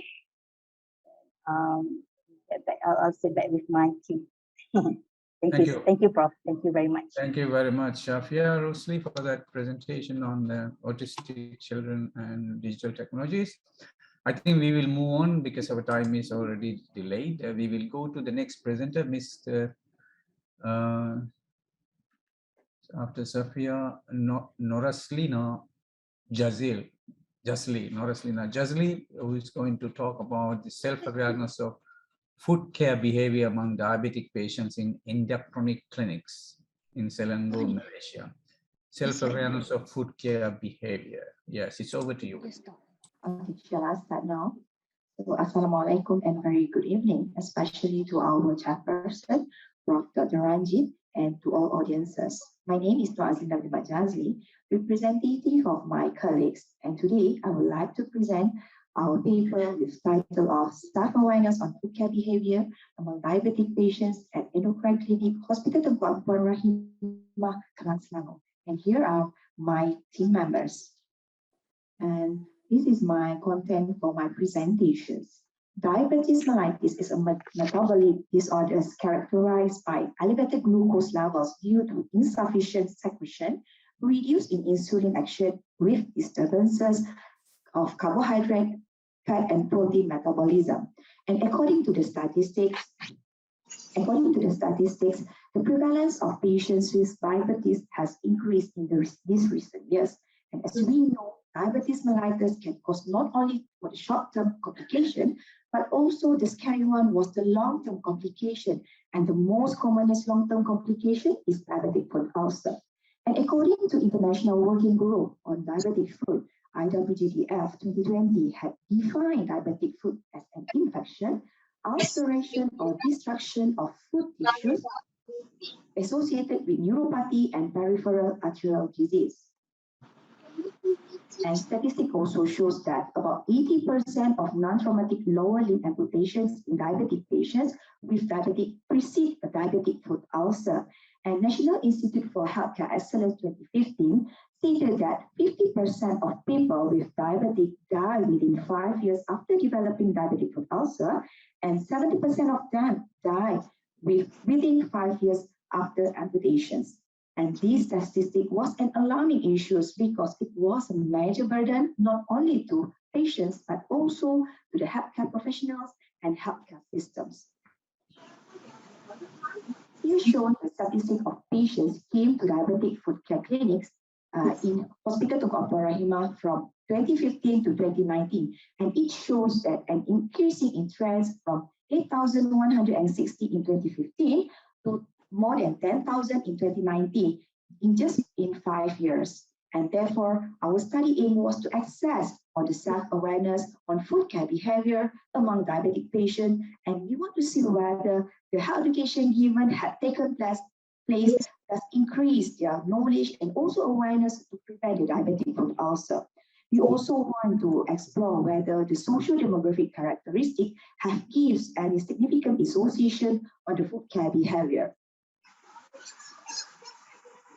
Based from the previous study, most of the findings shows that most of the respondents had poor score on knowledge and general food care behavior. And for food hygiene, finding from Al-Saleh et al. 2021, Ahmad Sharoni et al. 2017 shows that their participants had washed their feet more than once daily, but finding from BC et al. 2019 found that only 1% of their participants washed feet more than once daily. Previous findings for foot ulcer, most of the findings shows that less than 50% of respondents have proper footwear according to Sober and Dawood, Sari et al. And also Al-Saleh et al. For level of food care, most of previous findings shows that poor food care practice. Therefore, this study was significant since most of the findings shows low level and poor practice related to food care behavior. This study was a cross-sectional study done in endocrine clinic at Hishta Klang, Selangor. For information, Selangor was the largest state in Peninsular Malaysia with total population of 6.56 million out of 32 million people in Malaysia. And because of the study was related to food care behavior, therefore our target population was diabetic patients who had an appointment at endocrine clinic during study period, which is from April to July 2021. And because of that also, we chose convenient sampling, and the sample was 242 with inclusion criteria was age more than 18 years old. Meanwhile, the exclusion criteria was illiterate in Malay and or English, and patients that already had diabetes complications such as OCVA and also diabetic foot ulcer. The instrument used in this study was derived from Lincoln et al. 2015, and it called Nottingham Assessment of Functional Food Care, which is NAFF. This NAFF had 26 questions with 3 subsections, which are 6 questions on the food hygiene, 9 questions on the footwear, and 11 questions on the food care practice. Even though this instrument had been used before, but because of the culture and also the belief of the country was totally different, we have sent this questionnaire to 6 panels of experts for the content validity index. And the reliability of the instrument was done to the 30 participants under pilot study, and the result was 0.7 by using Cronbach coefficient alpha. And prior implemented to this study, we had grant permission to conduct the study from from UIPM and Malaysian Research Ethics Committee, as our study subject was patient under Ministry of Health Malaysia. Actually, the data collection method was planned to be collected via face-to-face, as our patient came to the endocrine clinic, but due to the pandemic, the endocrine clinic had been closed for a while due to the movement control order at that time, and therefore about 99 data had been collected through online platform. The sample method still used the convenient sampling method, but in this case, the eligible respondent had been selected based from their appointment record to check for the inclusion and also for the exclusion criteria. And we make a phone call and explain regarding this study, and then we give permission to be sampled for this study and questionnaire via WhatsApp. And Alhamdulillah, and thank you God, we managed to collect 242 samples, even the struggle is there. Then all the data had been analyzed via SPSS version 25, and we used descriptive analysis to check for the frequency and also the percentage to Raisa. And to identify the association Mute the mic, Rashaisa. with social demographic, we choose chi-square and Fisher-Isaac test as data was a categorical. And finding shows that for our demographic data, most of our respondents are female, which represent 57.9%, with age between 41 to 60 years old. And 45.5% was from Malay ethnicity, with 73.6% of them was married. And more than a quarter had diabetes between 6 to 10 years, which represent 30.6%. And more than half, which are 52.1%, had educational level under secondary school. For the food hygiene, this study found that near half of our respondents wash feet once a day, and then they keep their feet dry and even keep their in between toes dry, but they never apply moisturizing cream in between the toes. And meanwhile, 51.7% had cut their toenails once a month. Finding for footwear had found that more than half of our respondents never wear trainers, never wear shoes with Velcro or strap, or pointed to shoes. And participants also never broke into new shoes, never wore artificial fiber socks, but most of them changed socks once daily. And for foot care practice, most of participants never walk barefoot outside of the home, never use hot water on the bed, and never put leg near fire or any radiator. And according to this study, finding also found that about 56.2% had low level of foot care behavior. And for the association between social demographic characteristic and level of food care behavior, only gender and educational level had significant association with level of food care behavior, where female participants had shown to have high level of behavior if compared to men, which represent 65.1%. And as discussion, our findings for level of food care behavior had found similar with study by Sang et al., Okazami et al., Majuni and Nandini, and also study by Azmi et al. 2020. But it was in contrast with finding by Sich and Sich 2015, Kamarul Zaman et al. 2018, Yilmaz et al. And also Sari et al. In 2020. And for the association between gender and level of food care behavior, our finding had a significant association, but it was in contrast by study from Sen et al., Pichi and Joshi, but it was similar with study by Ahmad Sharoni, Gauss, and Barwick et al. In 2019. For the association between age and level of behavior, our study finding shows no significant association, but findings by Nicola et al. And Mans in 2015, when increased age had associated with food care practice.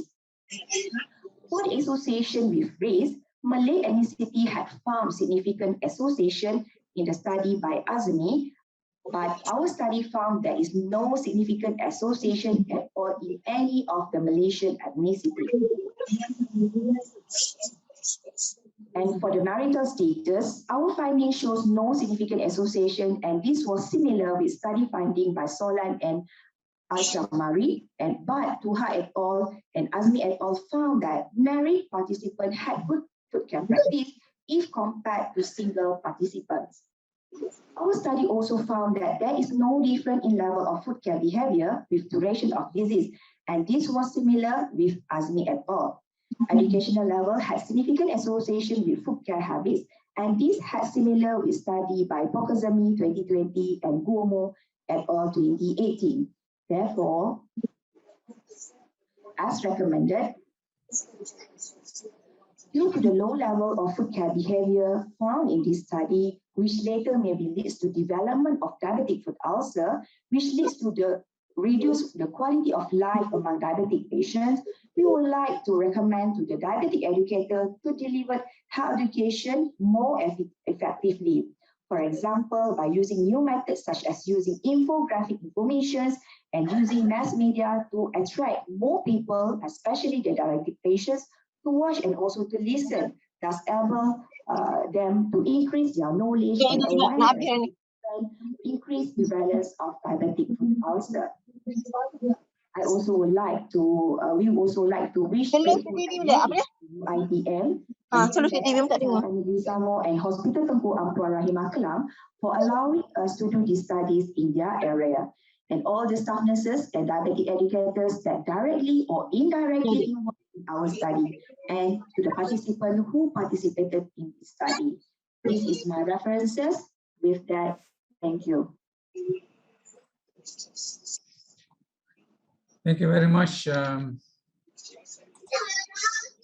Aglina, just call me Aglina. Jasli, Miss Jasli, for your presentation, which is about my father's name. Panggil bapak orang. Jasli tu bapak dia. Ni paper mama tengah present. Hello. Thank you very much, Miss Jasli. Can you hear me? Penang. Penang. Before we start the discussion, can I request Ros Haisa to mute the mic, please? You have been disturbing the presentation. Ros Haisa. Who is this Ros Haisa? Please, actually, thank you. She was my team member. Right. Okay. Can you hear me? Yeah, sure. Yeah. You were investigating the food hygiene of diabetic patients. Yeah. And that's a very interesting subject matter. And you said you made some very interesting observations, and I was curious how you discovered that. Can you go to your conclusion? Come again, Prof? Conclusion. I'm a bit curious about how you made that conclusion. Yes. Yeah. No, go to the recommendation. What you're recommending. Okay. Yeah. You are saying health education should be delivered effectively using mass media to provide the food care behavior. I mean, you were not examining mass media, were you? Yeah. True. We not examining. You were not examining mass media and its role in health education. So how would you make a recommendation like that based on your research? It doesn't relate to it. Okay. Thank you for the question, Prof. So actually, as I mentioned earlier, we want to see the staff awareness of our food care behavior, our diabetic patients. So based from that, we know that people, when they have a good awareness, they will have a good practice, right? So here we found that our respondents, our sample had low level.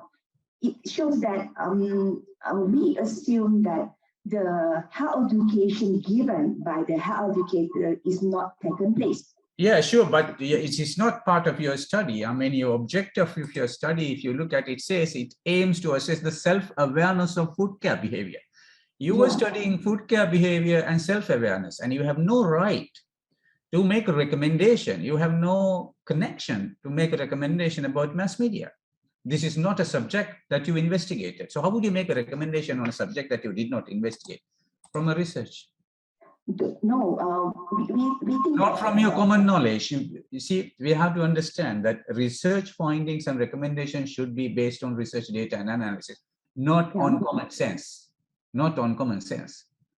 This is common sense, fair enough. Mass media education would help health education, but this has nothing to do with the research that you did. Yeah. So you cannot make that recommendation. But the awareness can be increased through the knowledge, right? And no, but it is not coming from your research. So you cannot make a recommendation like that. If it is not coming from your research, you cannot make a recommendation like that. So let's say that we recommend it for future research. No, you cannot even make a recommendation for future research on the basis, because you are not investigating mass media at all. No, we are not investigating mass media. So if you are not investigating mass media in your research, you cannot talk about mass media in your conclusions, recommendations, or wherever. No, we say that maybe in the future, the health education... No, I don't buy that. I'm sorry. This is not how research works. I'm sorry to be blunt here. If you did not investigate this issue of mass media, you have no authority whatsoever to talk about mass media in your presentation, or in your research findings, or in your recommendations. Your research conclusions and recommendations must come from your data and your analysis, and must be related to your objectives and aims of your research. Mass media was not part of your research, and you have no right whatsoever to make a mention of mass media in your presentation at all. It doesn't stand there. Your conclusion should come from self-awareness. That's what you are investigating. Self-awareness of food hygiene, isn't it? Yeah, so yeah. I'm surprised that you make recommendation at the end about mass media when you are actually investigating self-awareness of food hygiene. Can we improve the knowledge through the... No, you cannot talk about it. You did not investigate it. We can improve it. That is a separate issue. Somebody else will do that research and make a presentation on that, but you did not investigate. So you have no right to talk about it. Okay, but how about the awareness? Yeah, but did you look at the mass media? No. You did not. That's what I'm saying. If you did not look at mass media, you don't know anything about mass media from this research. It doesn't come from this research. Okay. Sorry. Thank you, Prof. But we think that maybe because of our education method is so old, that's why, because that is the thing, why our... I agree. You made a conclusion about the level of education. Yeah. It affected. So you would suggest that the level of education should be increased, but you cannot say how. Mass media was not something that you investigated at all in your study. So, okay. Now we move on to a slightly different issue.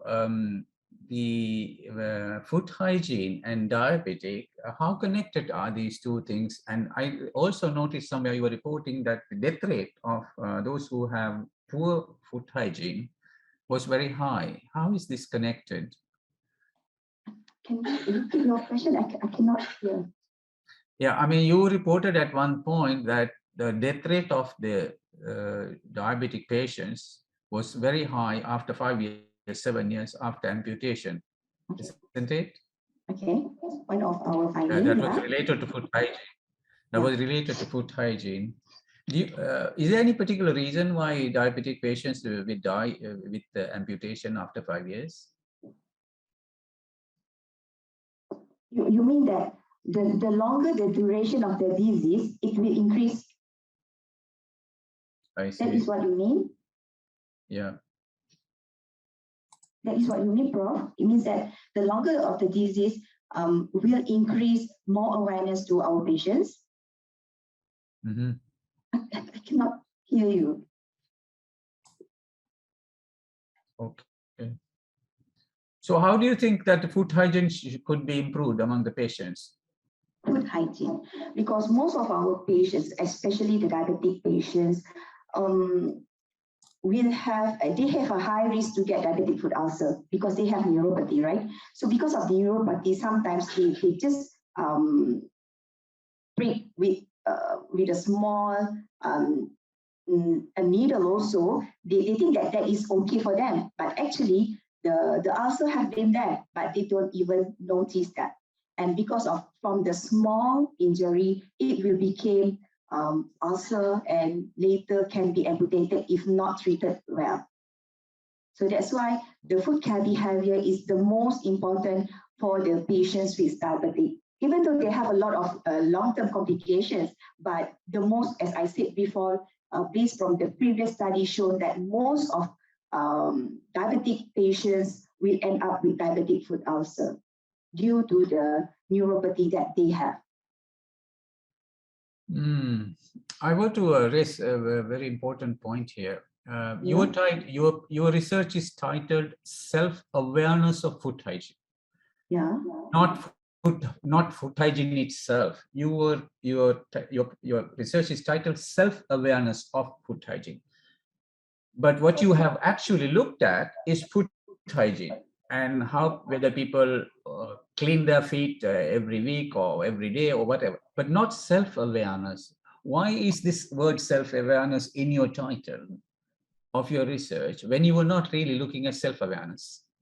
Self-awareness means that we as a nurse, normally during the clinic session, Yes. When patient came to the clinic for their appointment, the nurse, the diabetic educator will give them education especially related to to prevent the diabetic foot ulcer.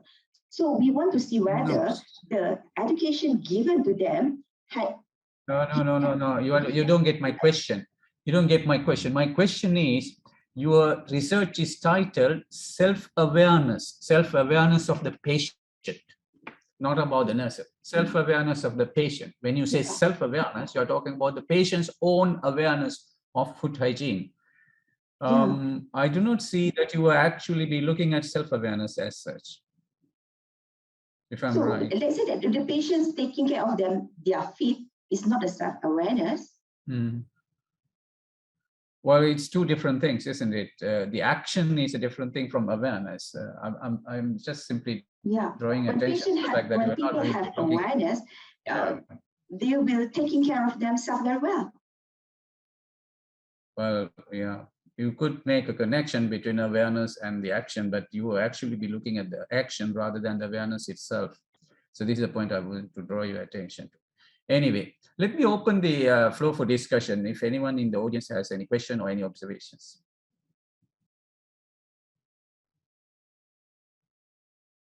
Anyone in the audience has any observation? Everybody question? already typed.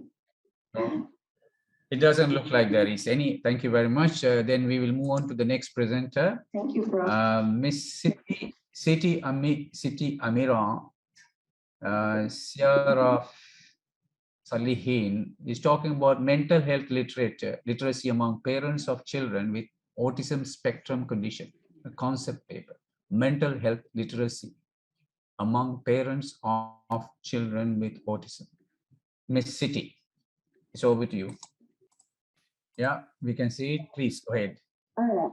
Assalamualaikum warahmatullahi wabarakatuh. My name is Siti Amira Sayang. You can call me Siti. So today I would like to present my mental health literacy among parents of children with autism spectrum condition, or you can call it as AAC. And this is basically a concept paper where the data collection is still ongoing. So let's move to the content of my presentation. So we will go through all the introduction until the conclusion. And then, okay, for the introduction, why do I select this topic? Because as a healthcare provider myself, with the background of occupational therapist, I believe that it's crucial because I and my team deal with children with autism spectrum condition. So we believe that it is crucial for us to also understand the mental health of this population, parents of children who have children with autism spectrum condition. So we believe that it is important for us to understand their mental health and also their mental health literacy, basically the level of knowledge about mental health. So this is concurrent with the WHO statement, where WHO emphasize, World Health Organization emphasize on the importance of health literacy itself, that it can help for the promote the health outcome of an individual itself. So this is basically why my team and I choose this topic for this study. And then we move to the background of the study. So we need to understand first why parents of children with ASD. So because raising children with autism spectrum condition, or ASD itself, will have the adverse effect on their mental health of the population of the parent. So without the proper treatment, meaning that we didn't give the parent itself proper treatment on their mental health illness, this can affect their quality of life, their psychological well-being. So apart from that, despite we know that they have the adverse effect on their mental health, the mental health service provided is not fully utilized by this population, by the parents of children with ASD. So these mental health services that have not been utilized, it shows that the poor health-seeking behavior for their own mental health issues. So having poor level of poor health-seeking behavior shows that the parents of children with ASD have the low level of mental health literacy.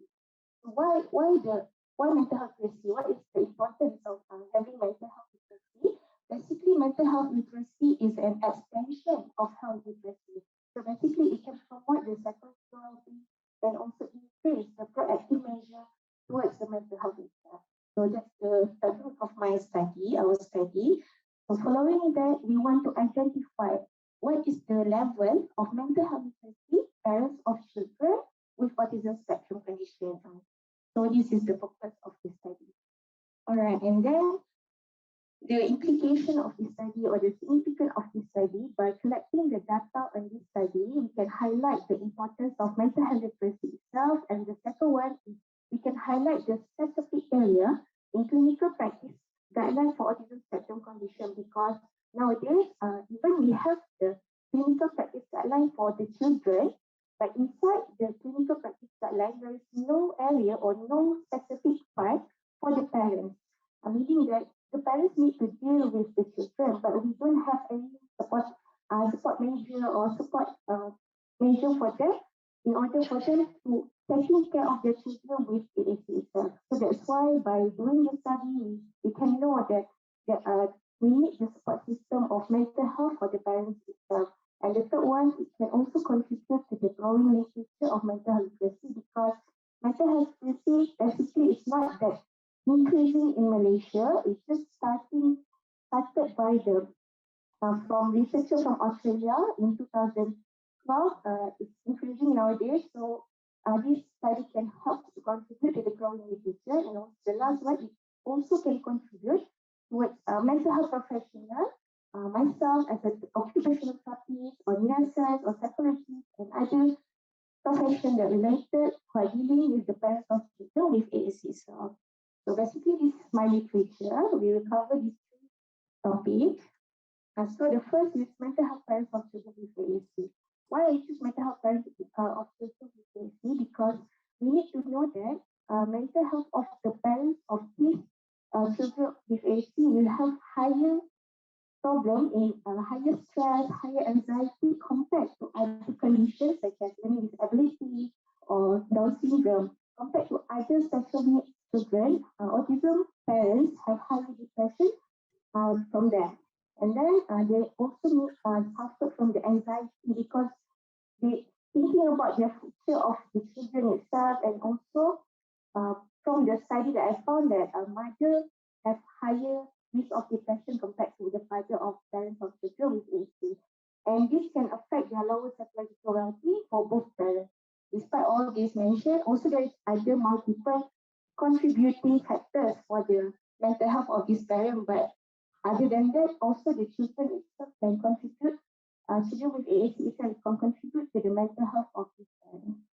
So that's for the mental health. And we know that they have the mental health, but what is the barrier for them to seek help for their own mental health issue?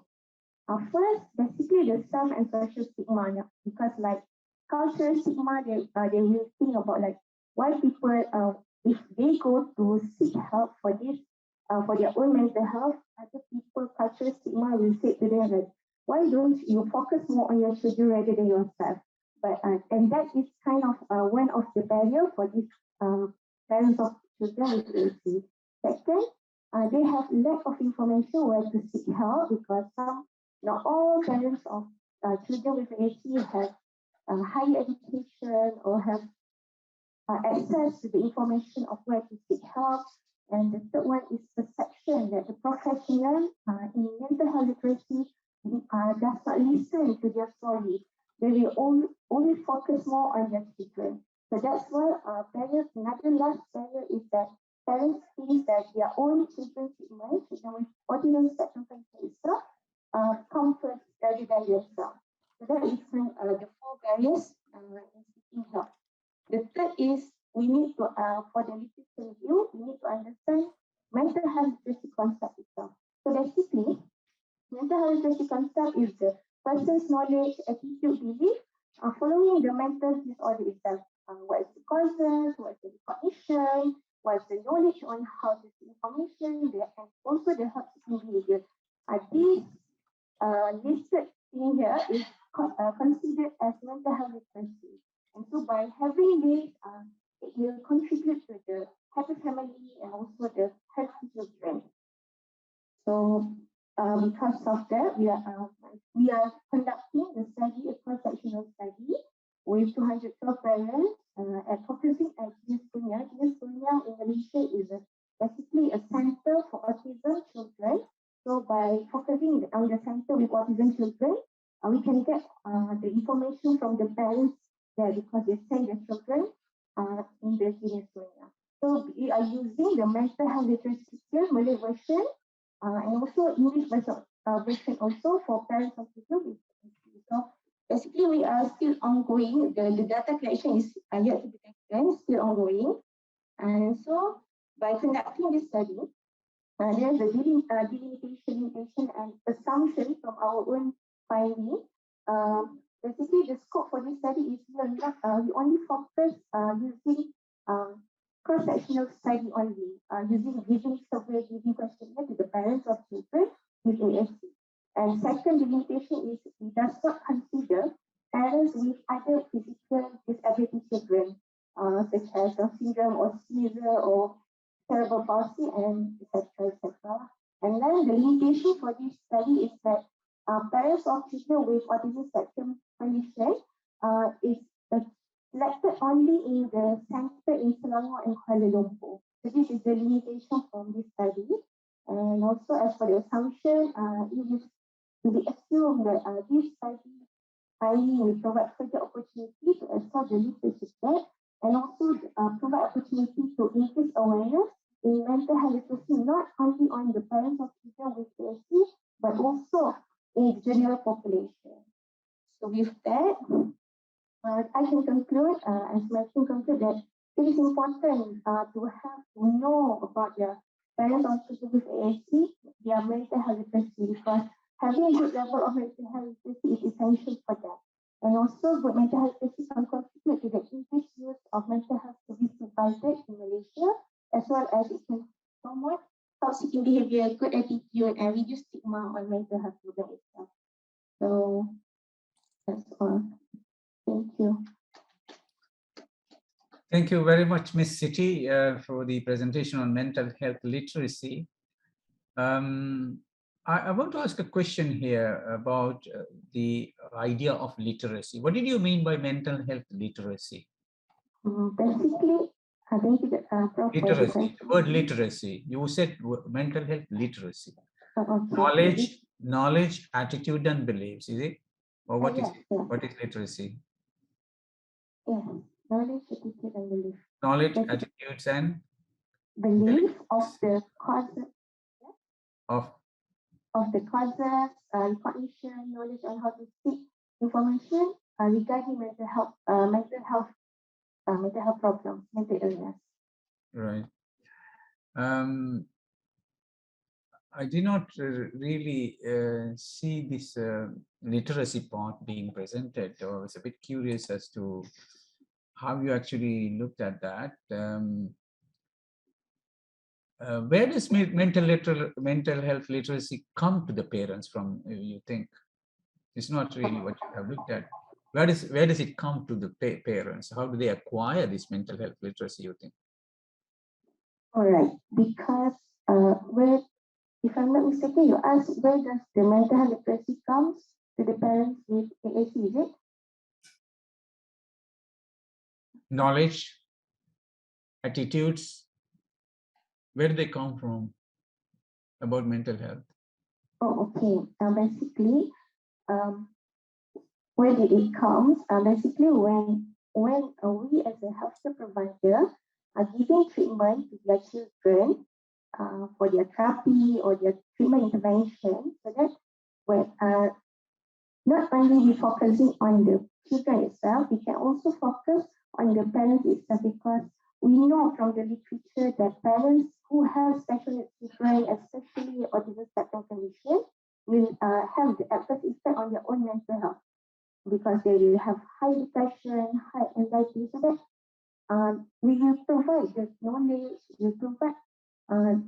knowledge, belief, attitude regarding the mental health disorder itself. So that if they think they have the symptoms of mental health mental illness, for example, like if the analogy is like, because we know that we have fever because our temperature is rising and all, so we will go find another preventive measure, for example, like taking paracetamol and all. So when these parents are aware on their own condition, oh, I have stress, I have depression, I think I I'm not good in handling or coping stress management.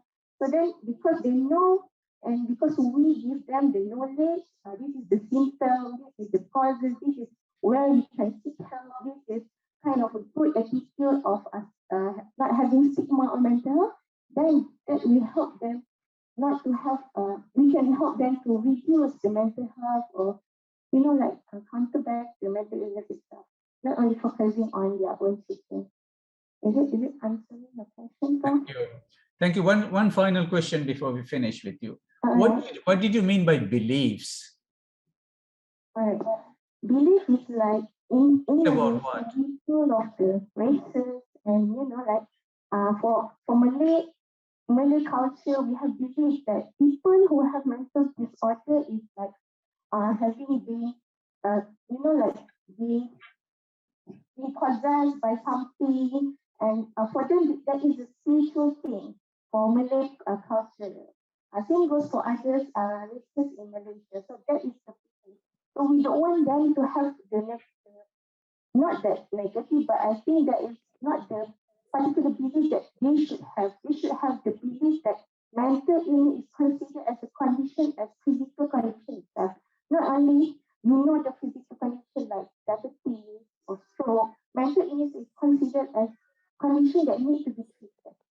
That is the belief. We want that individual to have the belief. Thank you. Thank you very much for that explanation, Ms. Siti. I think thank you for the presentation on mental health literacy among the. Thank you, Prof. Thank you all. Yeah. We'll move on to the next presenter, which is Ms.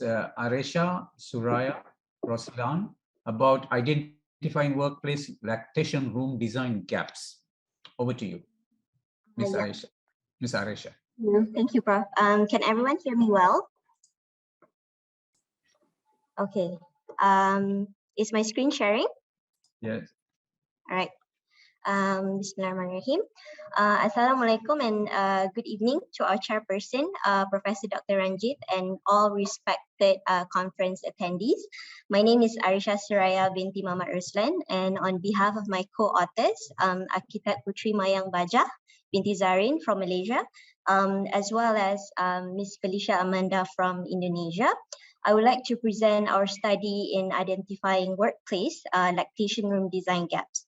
So first and foremost, I would like to walk everyone through a little bit of the background of this study. So working mothers returning from maternity leave need to express their breast milk every 3 hours in order to maintain their supply, which makes employer support pivotal in providing accessibility to a proper facility.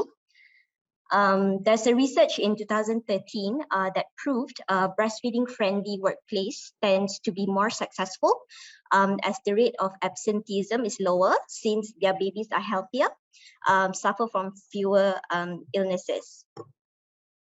In addition to that, according to Companies Commission of Malaysia, workplaces shall benefit from significant economic gains because of the reduced health care costs, improved productivity of employees, as well as giving the a very positive corporate image.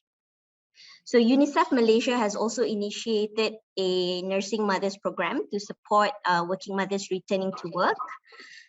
Despite these efforts, the rate of exclusive breastfeeding among working mothers in Malaysia is still low, according to the National Health Morbidity Survey.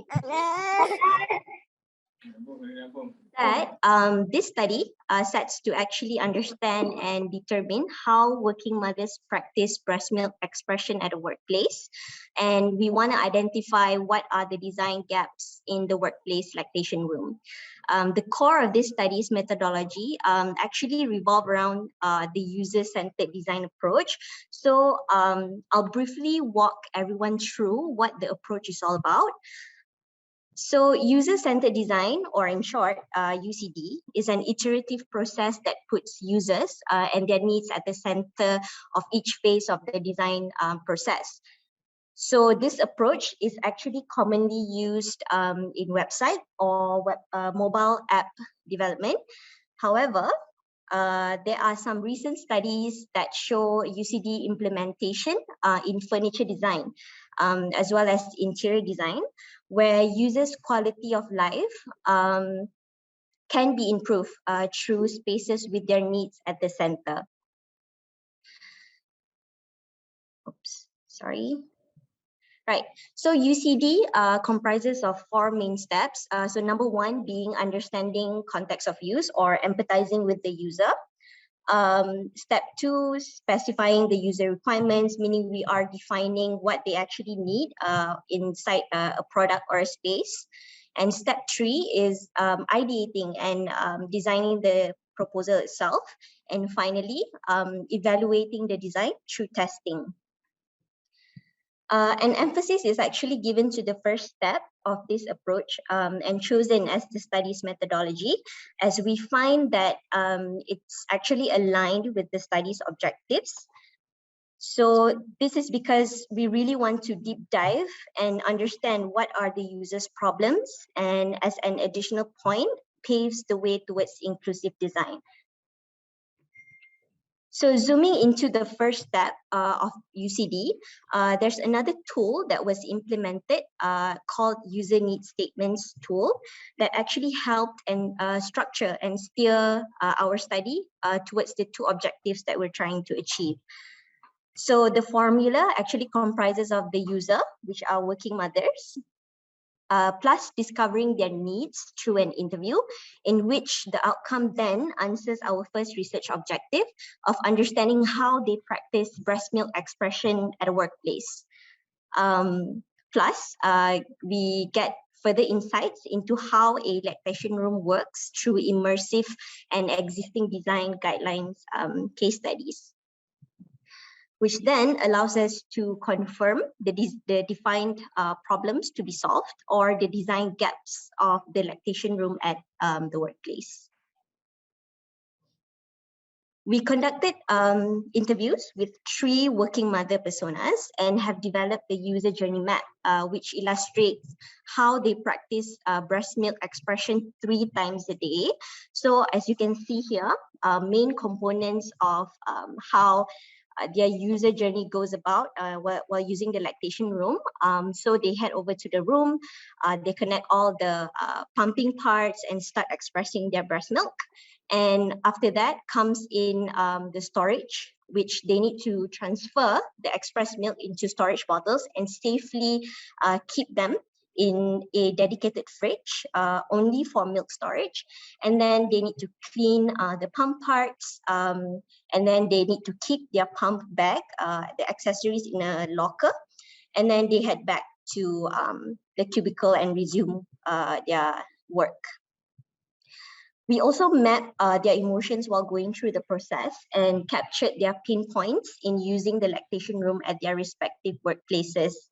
So the similar elements that we observed were described as pain points across all 3 interviews are location and size of the room within their office, inadequate chair and table inside the room itself, no provision of sink and dedicated fridge for milk storage, as well as additional storage facilities.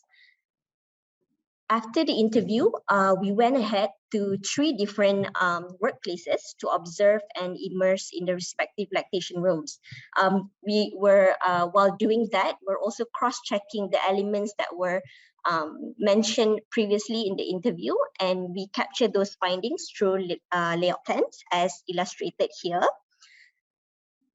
We then summarize the findings in this design comparative metrics table against the existing design guideline case study from American Institute of Architects, or in short, AIA. Why we choose this guideline is because it was actually a pioneered guideline that trailblazed into a lot of extensive national conversation. What this means is, this guideline actually helped other countries, to be used as an example to design lactation room at their respective workplaces. So from the consolidation of these findings, comparatively, what we wanted to highlight here is that one, all the elements addressed as pain points in the interview were mainly present across the immersive case studies, and we can confirm that as a design gaps. And an interesting finding actually is on the provision of locker, where it was discovered and highlighted in the persona interviews, but not in the AIA design guideline. So our hypothesis to this is due to cultural or localized context, where Malaysian mothers actually require additional storage facilities for their breast pump equipment. Right. Based on the discussions around those findings, we can conclude that by adopting the UCD step 1, we understand that working mothers personas utilize the lactation rooms 3 times a day, first in the morning and then once during lunchtime, and the day at the end of the day before leaving the workplace.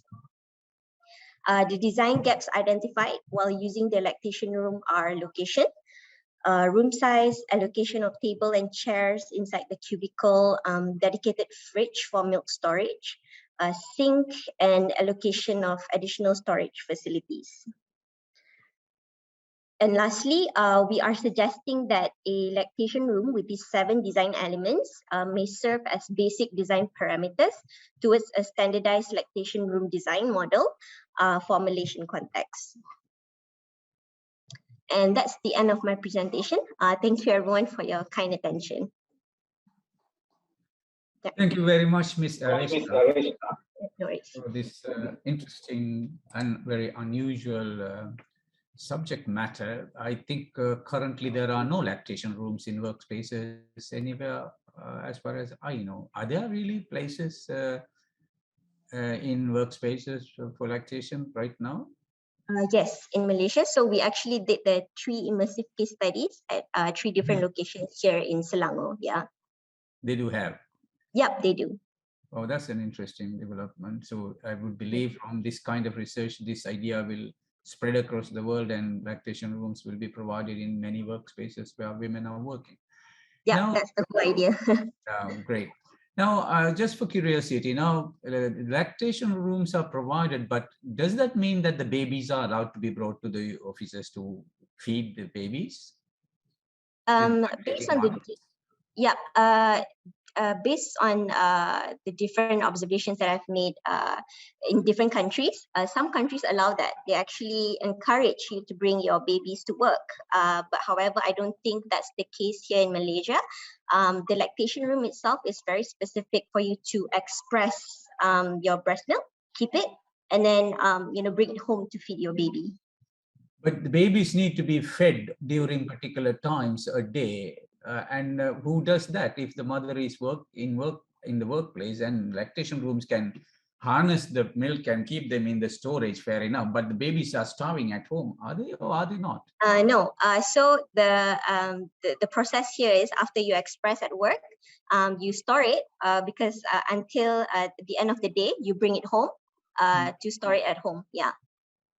So someone else needs to feed the babies in the morning, in the afternoon, and so on. Who would that be? I guess it's different for every family. Like in my case, personally, I have a babysitter that does that for me. All right. I see. Understand. Now, this is not a common, because you were talking about identifying workplace lactation room design gaps.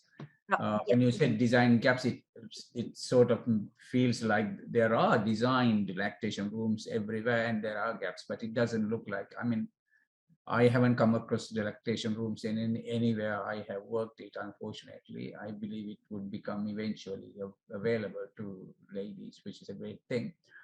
But to find the gaps, you are only looking at 3 case studies, isn't it? 3 immersive case studies, correct, and a design guideline case study, correct. Yeah, right. And you said that you were going to make a design proposal at the end of this presentation. I didn't see anything coming up. Did you or did you not?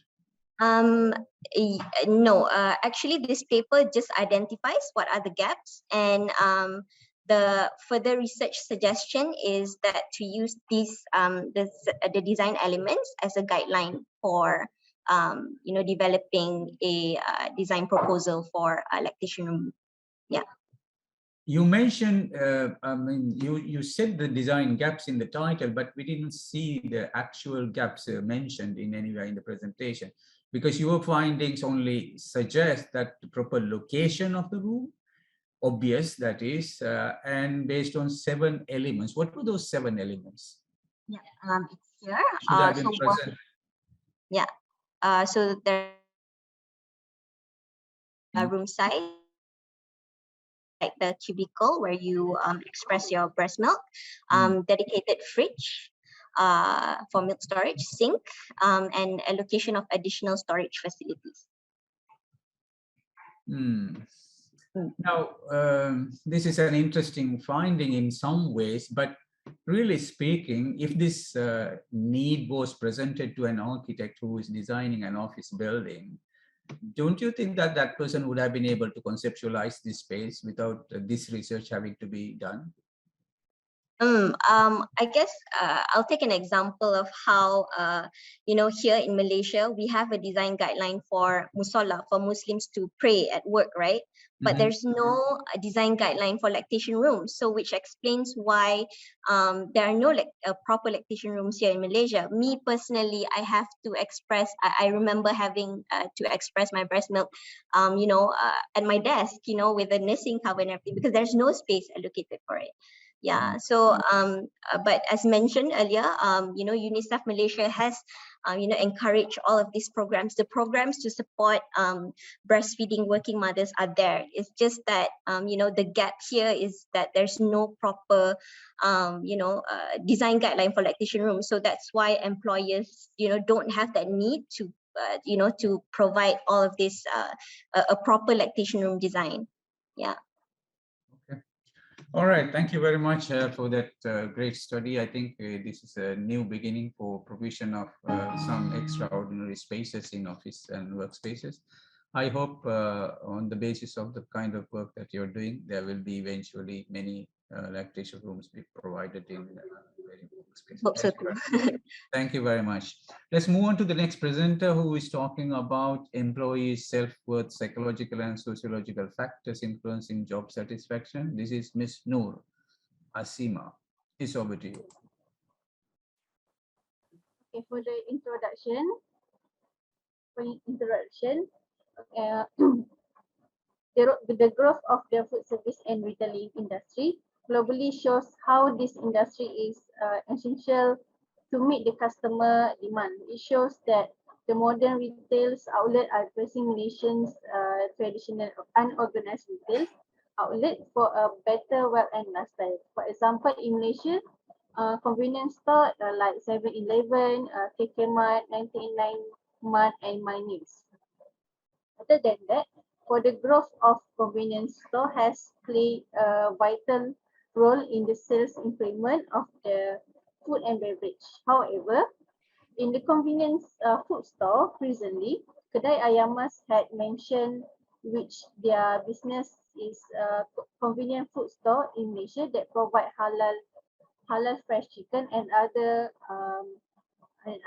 chicken-based products, which accessibility to buy groceries and foods at once. Okay, for the first objective is to determine the most significant factors of personal attributes toward the job situation among the convenient food store, which is Kedai Ayamas employees. Next objective is to examine the relationship between the self-work, value congruence, and perceived organizational support towards the employee engagement. For the third objective is to examine the relationship between the employee engagement and the job satisfaction. The last objective is to examine whether the employee engagement mediates the relationship between the effect of those 3 variables. The next is a research question. First is, what are the most significant factors of personal attributes that influence job satisfaction among the employee? The second is, congruence and perceived organizational influence the employee engagement. Third question is, does employee engagement influence the job satisfaction? And the last one for the question is, does employee engagement mediate the relationship between the effect of self-worth, value congruence, perceived organization, and the job satisfaction? Next slide. Okay, for the literature review, to summarize of the convenience store, first is self-worth, which is individuality of influence, self-worth, and the self-esteem. The second is value congruence, explain the employee's working environment and the participation in the work. And the third variable is perceived organizational support, explain the appreciate of the effort and cares about the welfare of the employees. And for the third variables is employee engagement, which is needed as an organizational strategies to produce a greater employee quality. And last variable is job satisfaction. For example, supervisor-employee relationship have interaction to help improve the job satisfaction. Next. Okay. Next, we discuss about the methodology.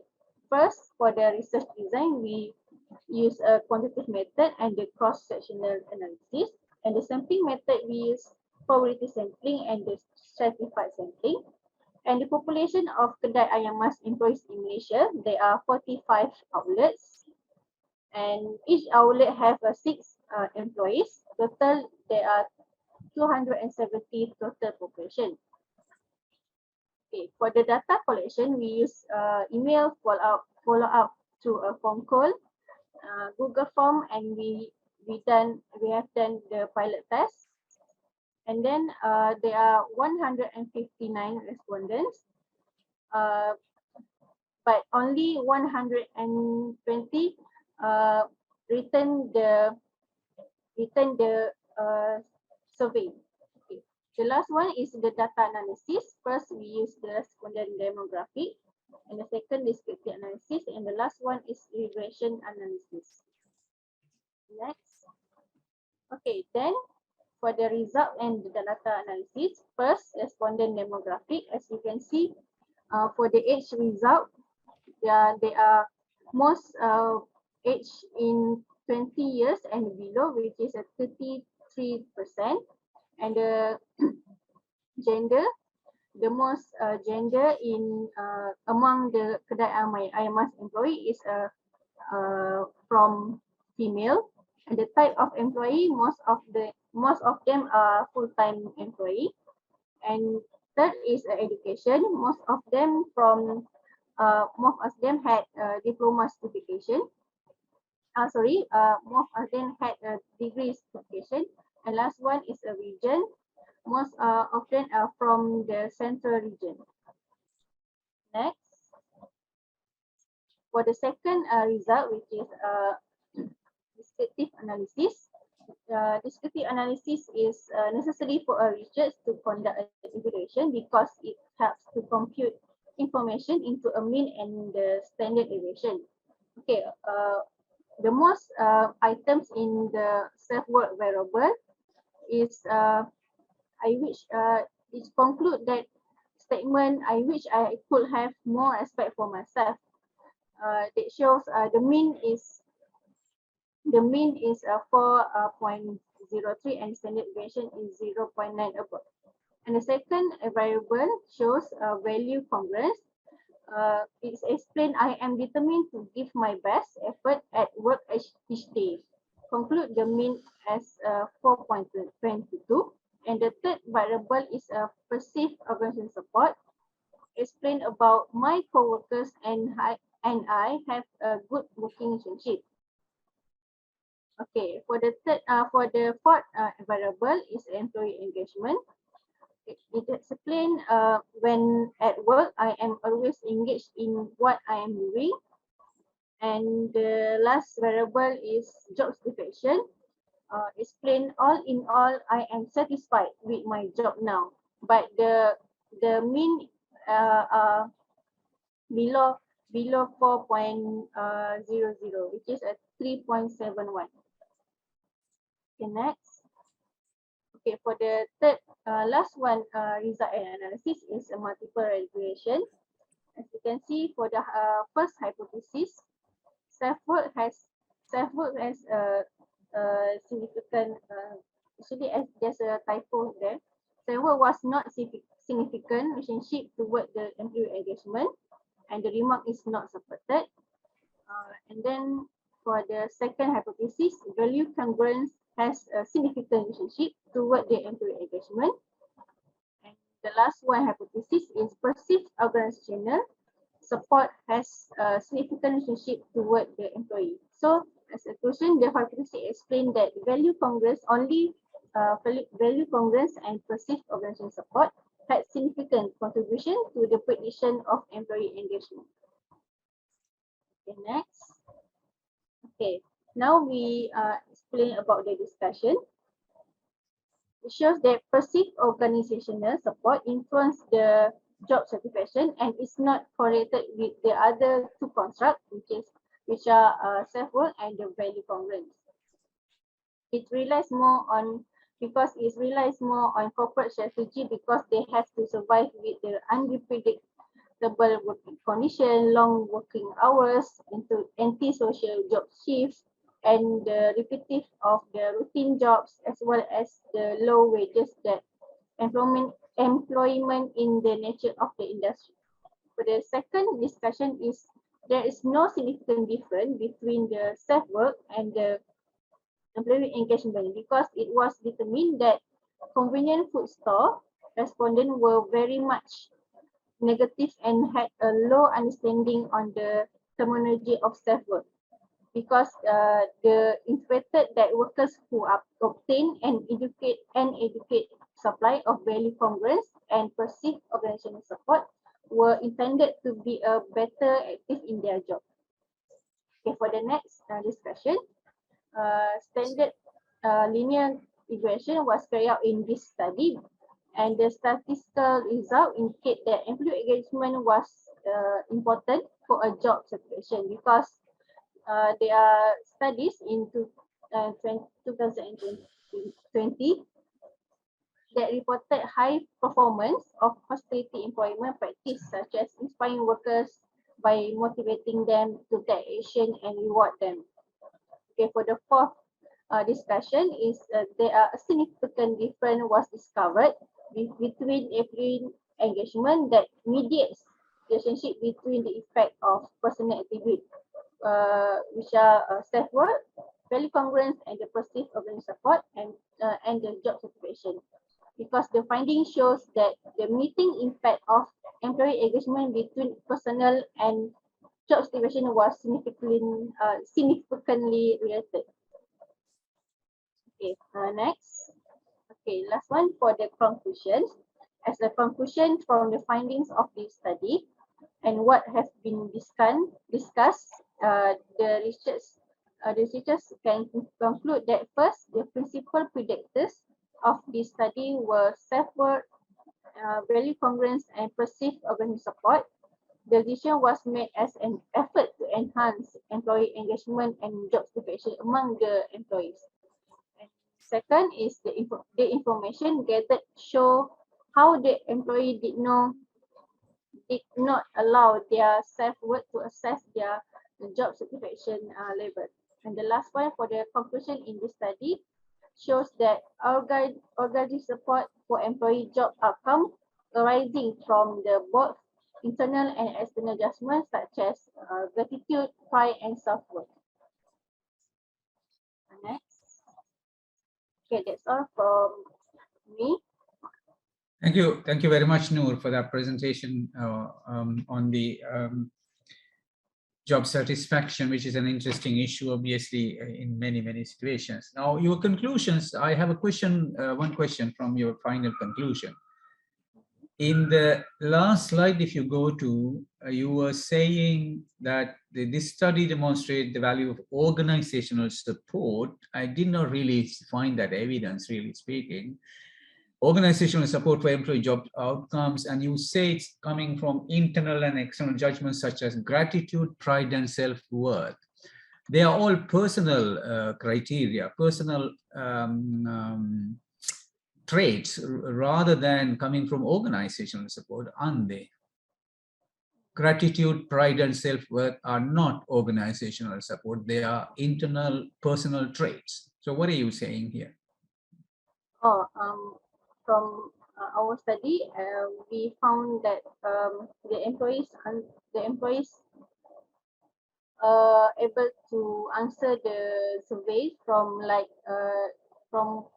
for example, the question like, I am able to manage the decision affecting of my work, relation to the organization, and then the management within my organization recognize strong job performance.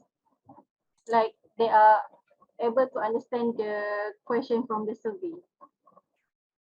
I see. Right. I mean, how did you conclude that organizational support had a significant role to play in this? Because from the numbers, they were all in the fours. Self-worth, value congruence, and organizational support were all in fours. Only job satisfaction was in the three from the numbers. So there was no real significant difference between the organizational support and self-worth and value congruence. So how would you make that judgment? From our study, we can see actually the self-worth does not significant because they did not able to understand the question, and I think because of the self-worth itself have a different kind. It depends on the person itself. Like for example, me and another worker does not have a self-worth, does not have the same self-worth. So Okay. that, yeah. All right, thank you very much. It's an interesting study, obviously, Ms. Noor, for employees' job satisfaction, which is relevant to many situations, including ourselves.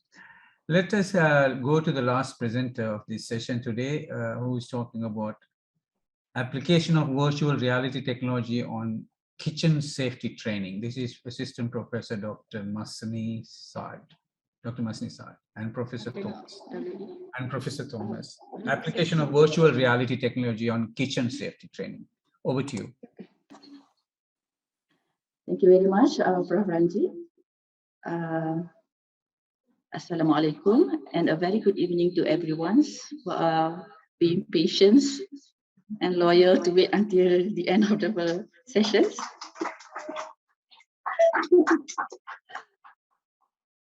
This is the first time in my life to become last presenter. Anyway, my name is Dr. Masni. I am from the International Islamic University Malaysia. Together with me, there are Muhammad Daniel from Universiti Selangor, Malaysia, Prof. Thomas from Wusu University, Korea, and Associate Prof. Dr. Farida Nazir.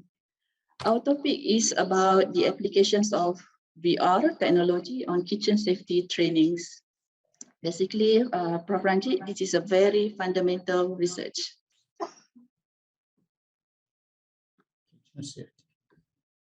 Okay, why people eat?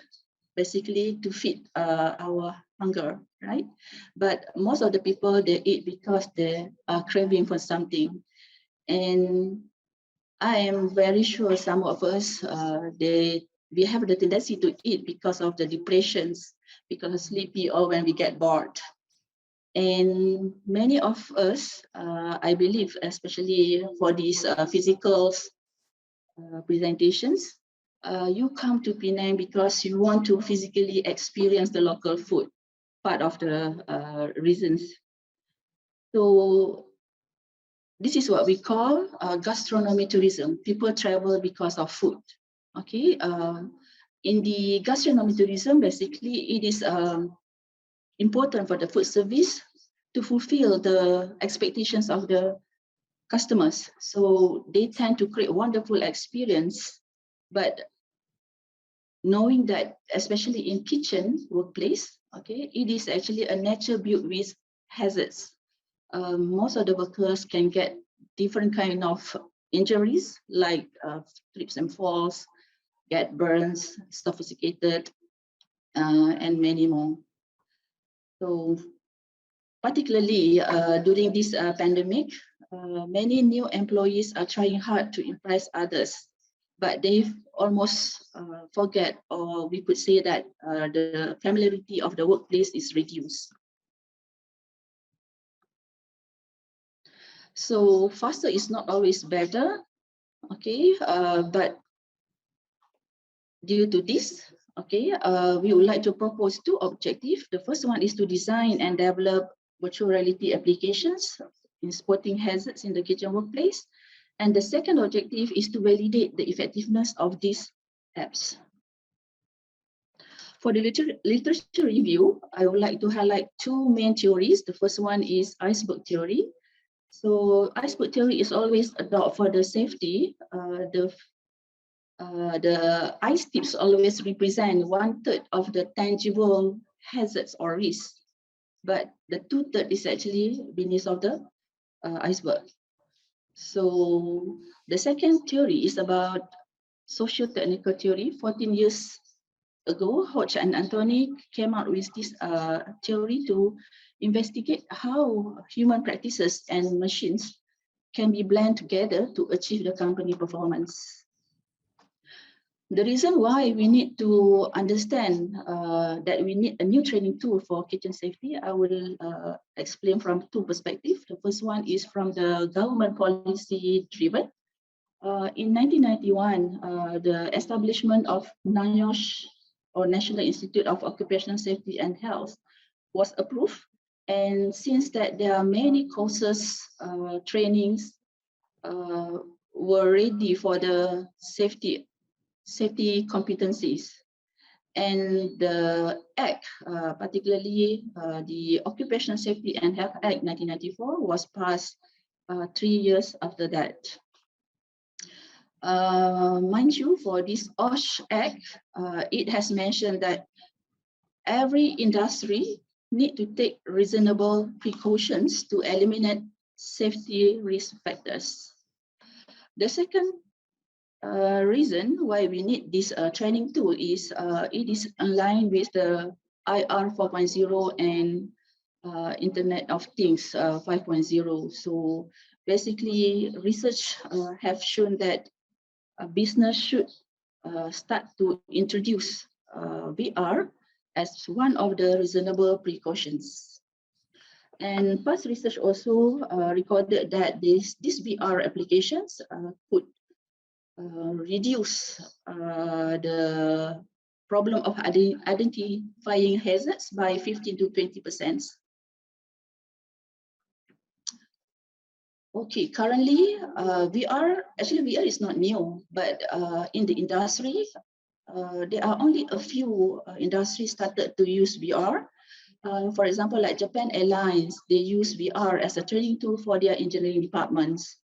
And we also found literature where medical industry also started to use VR for their medical operations. And besides that, there is hazard recognition trainings to identify hazard problem in construction sites. So far, we couldn't find, up to our knowledge, we couldn't find any VR applications for hospitality industry. So what is the problem with the current training method? Basically, from our preliminary study and experience of our friends, basically the training that conducted in the hotels or restaurants basically is a classroom type.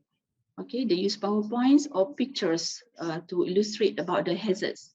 And due to that, the trainee could only get the understanding what is hazard all about, but the real exposure by working in that kitchen workplace only make them understand about the hazard, and this is too late already. Due to that, we come up with methodology for the first objective. we create 360-degree panorama by using a 360-degree camera and the Cloud Pano software.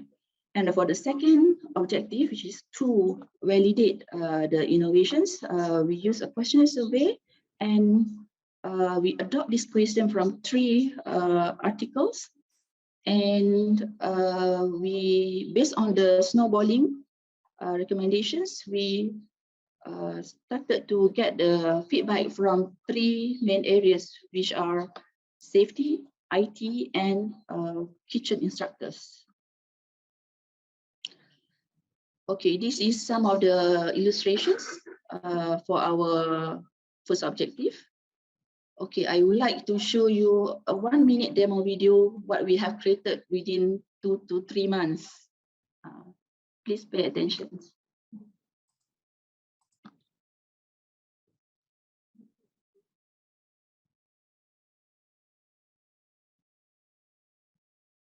Tak ada suara, no voice.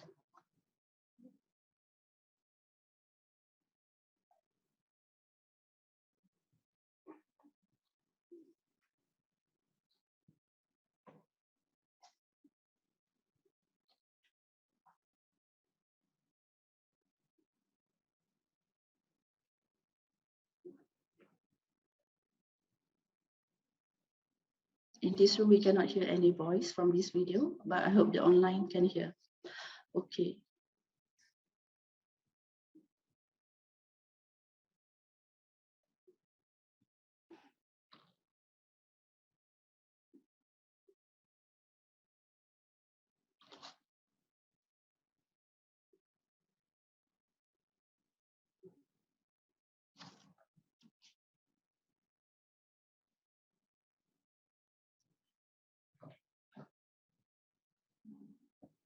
Okay, that is about the demo video on our first objective.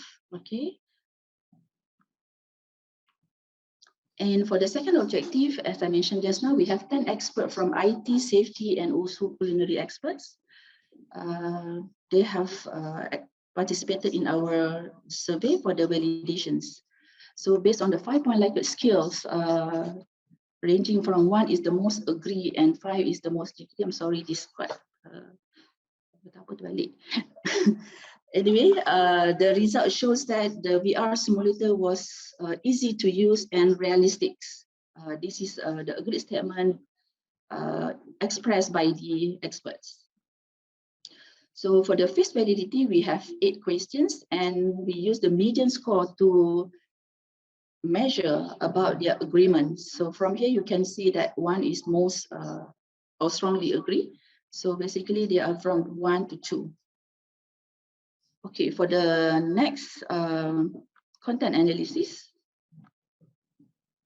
okay, we found the same similar result as well. For this one, we have 6 questions to ask the same experts, and they also rated the innovation is very good and brings the value added for the new safety trainings for the kitchen workplaces. So as for the discussion, I would like to invite Prof. Thomas to represent. Okay, actually he has recorded this because initially he has class during this time, but since we are delayed, he is here. If you have questions later, you can ask. Okay, let me show this.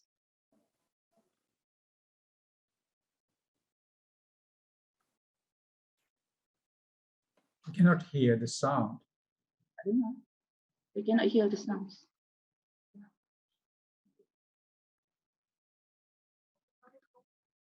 Kenapa? No sound.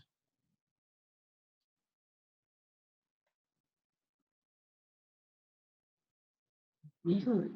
I think this one. Maybe this one. Okay. Headphone. Session. So in 1994, the application of safety and health passed, which required. So in 1994, the application of safety and health passed, which requires employees to provide their employees with a safe workplace environment. So far as So what does that mean? What it means is safety stack. Like it has to evolve as our abilities as technology. Well, we know that new employees, that inexperienced employees enter the workplace, they're more at risk of having accidents. Stanford 2019 talks about how important it is to provide these types of employees, these new employees, with training and information before they enter these hazardous environments, like the kitchen, the restaurant. Managers today, owners today, they have to understand the new technologies that are available to provide these employees with safe training.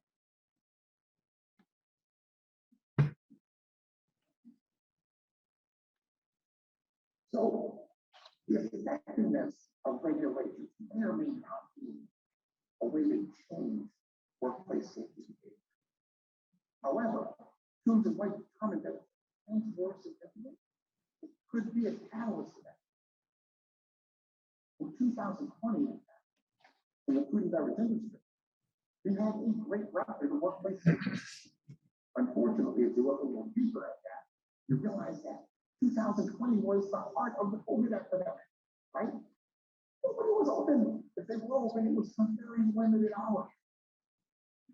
But not when the pandemic is starting to hit. Now that regulations are starting to drop. All of these workers are returning to the workplace. They're basically all new or inexperienced workers. They've been away. VR technology, it allows us an opportunity to immerse these returning workers in this hazardous environment without putting them in physical danger. Business owners that have a commitment to safety, they must utilize these new technologies to reduce the number of future personnel. So the effectiveness of regulations may or may not be.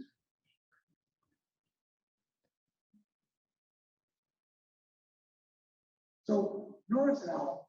Found that VR technology, new technologies, it offers small businesses the opportunity to do just that, like to reduce the risk of training in these hazardous environments.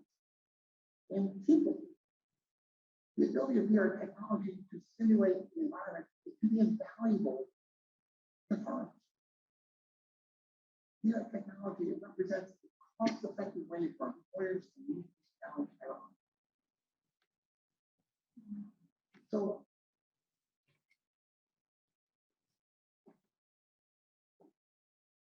according to the Ministry of Health and Safety Malaysia, 2019, typical trainings could cost as much as 2,000 Malaysian ringgit.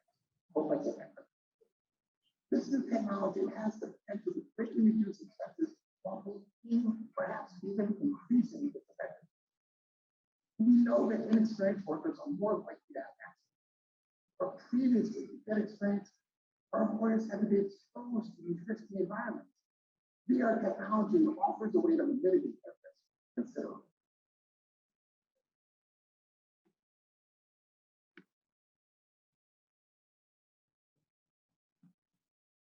In conclusion, we know that a safe workplace environment is essential if employees are going to have a high quality of life.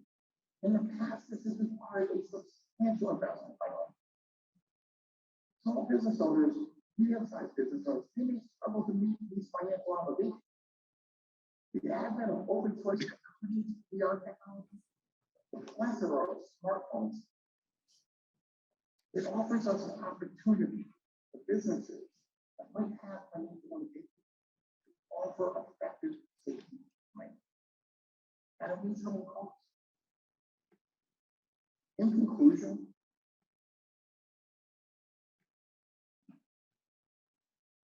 so what are the limitations to this report, this study, to the technology? Let's talk about the technology. So the technology is limited by your ability to train it. Like the greater the program, the better the program, the visual graphics, the more immersive the experience. As for the paper and the study itself, we need to learn, are people going to accept this new technology? We have to talk to experienced kitchen practitioners, managers, owners, and understand who they value.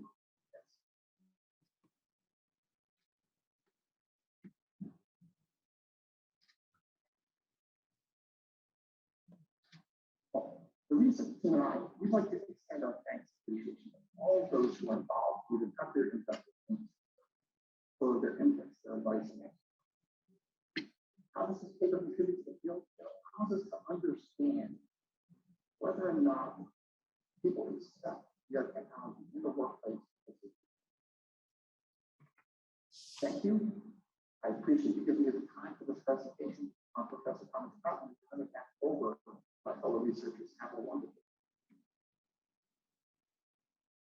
Okay, with that, we thank you, everyone. Assalamualaikum. Thank you very much, Dr. Mazni and Professor Thomas, for that presentation. I think the presentation was very interesting in terms of demonstrating that the use of VR technologies could enhance the training of kitchen staff on safety.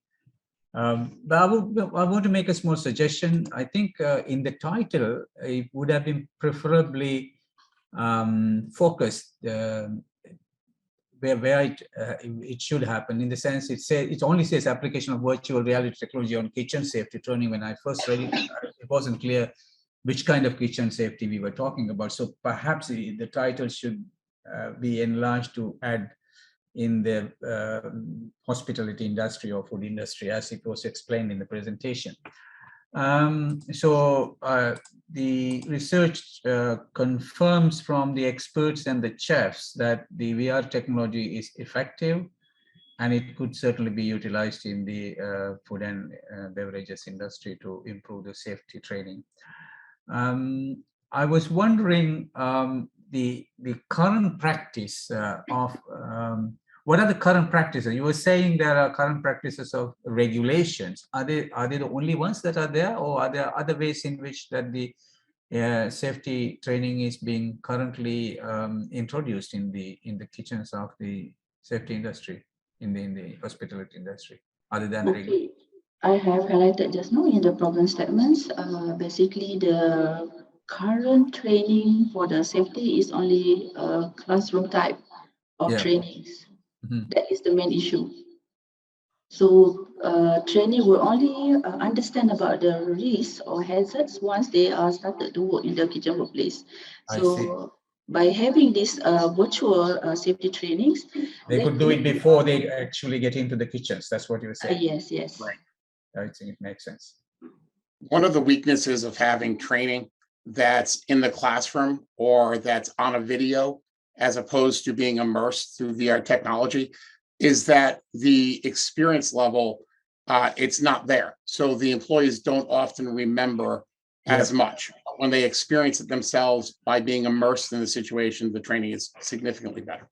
Sure, sure. More memorable. Yeah, this is more realistic, and you are being in the space while not physically being in the place. So therefore, you actually have almost a real experience, which is what is great about virtual reality. All right, I think that makes a lot of sense. Thank you very much. It was a good presentation. Thank you so much, Prof. Thank you very much. I think with that, we will conclude. We are almost out of time. I want to thank all the presenters from Yuslina, Mohammed, to Sohor, Shafia, Jasli, Siti, Areha, and Noor, and the final presenters, Professor Thomas and Dr. Masni, for those very insightful presentations in this session.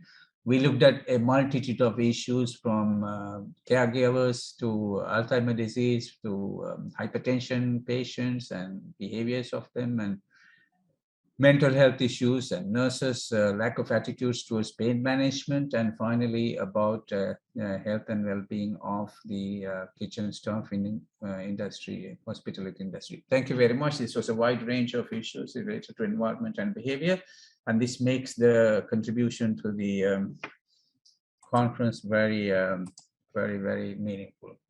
With that, I will conclude the session. Thank you very much indeed for all the presenters and the audience. And over to the organizers of the conference now. Okay, thank you, Prof. Ranjith.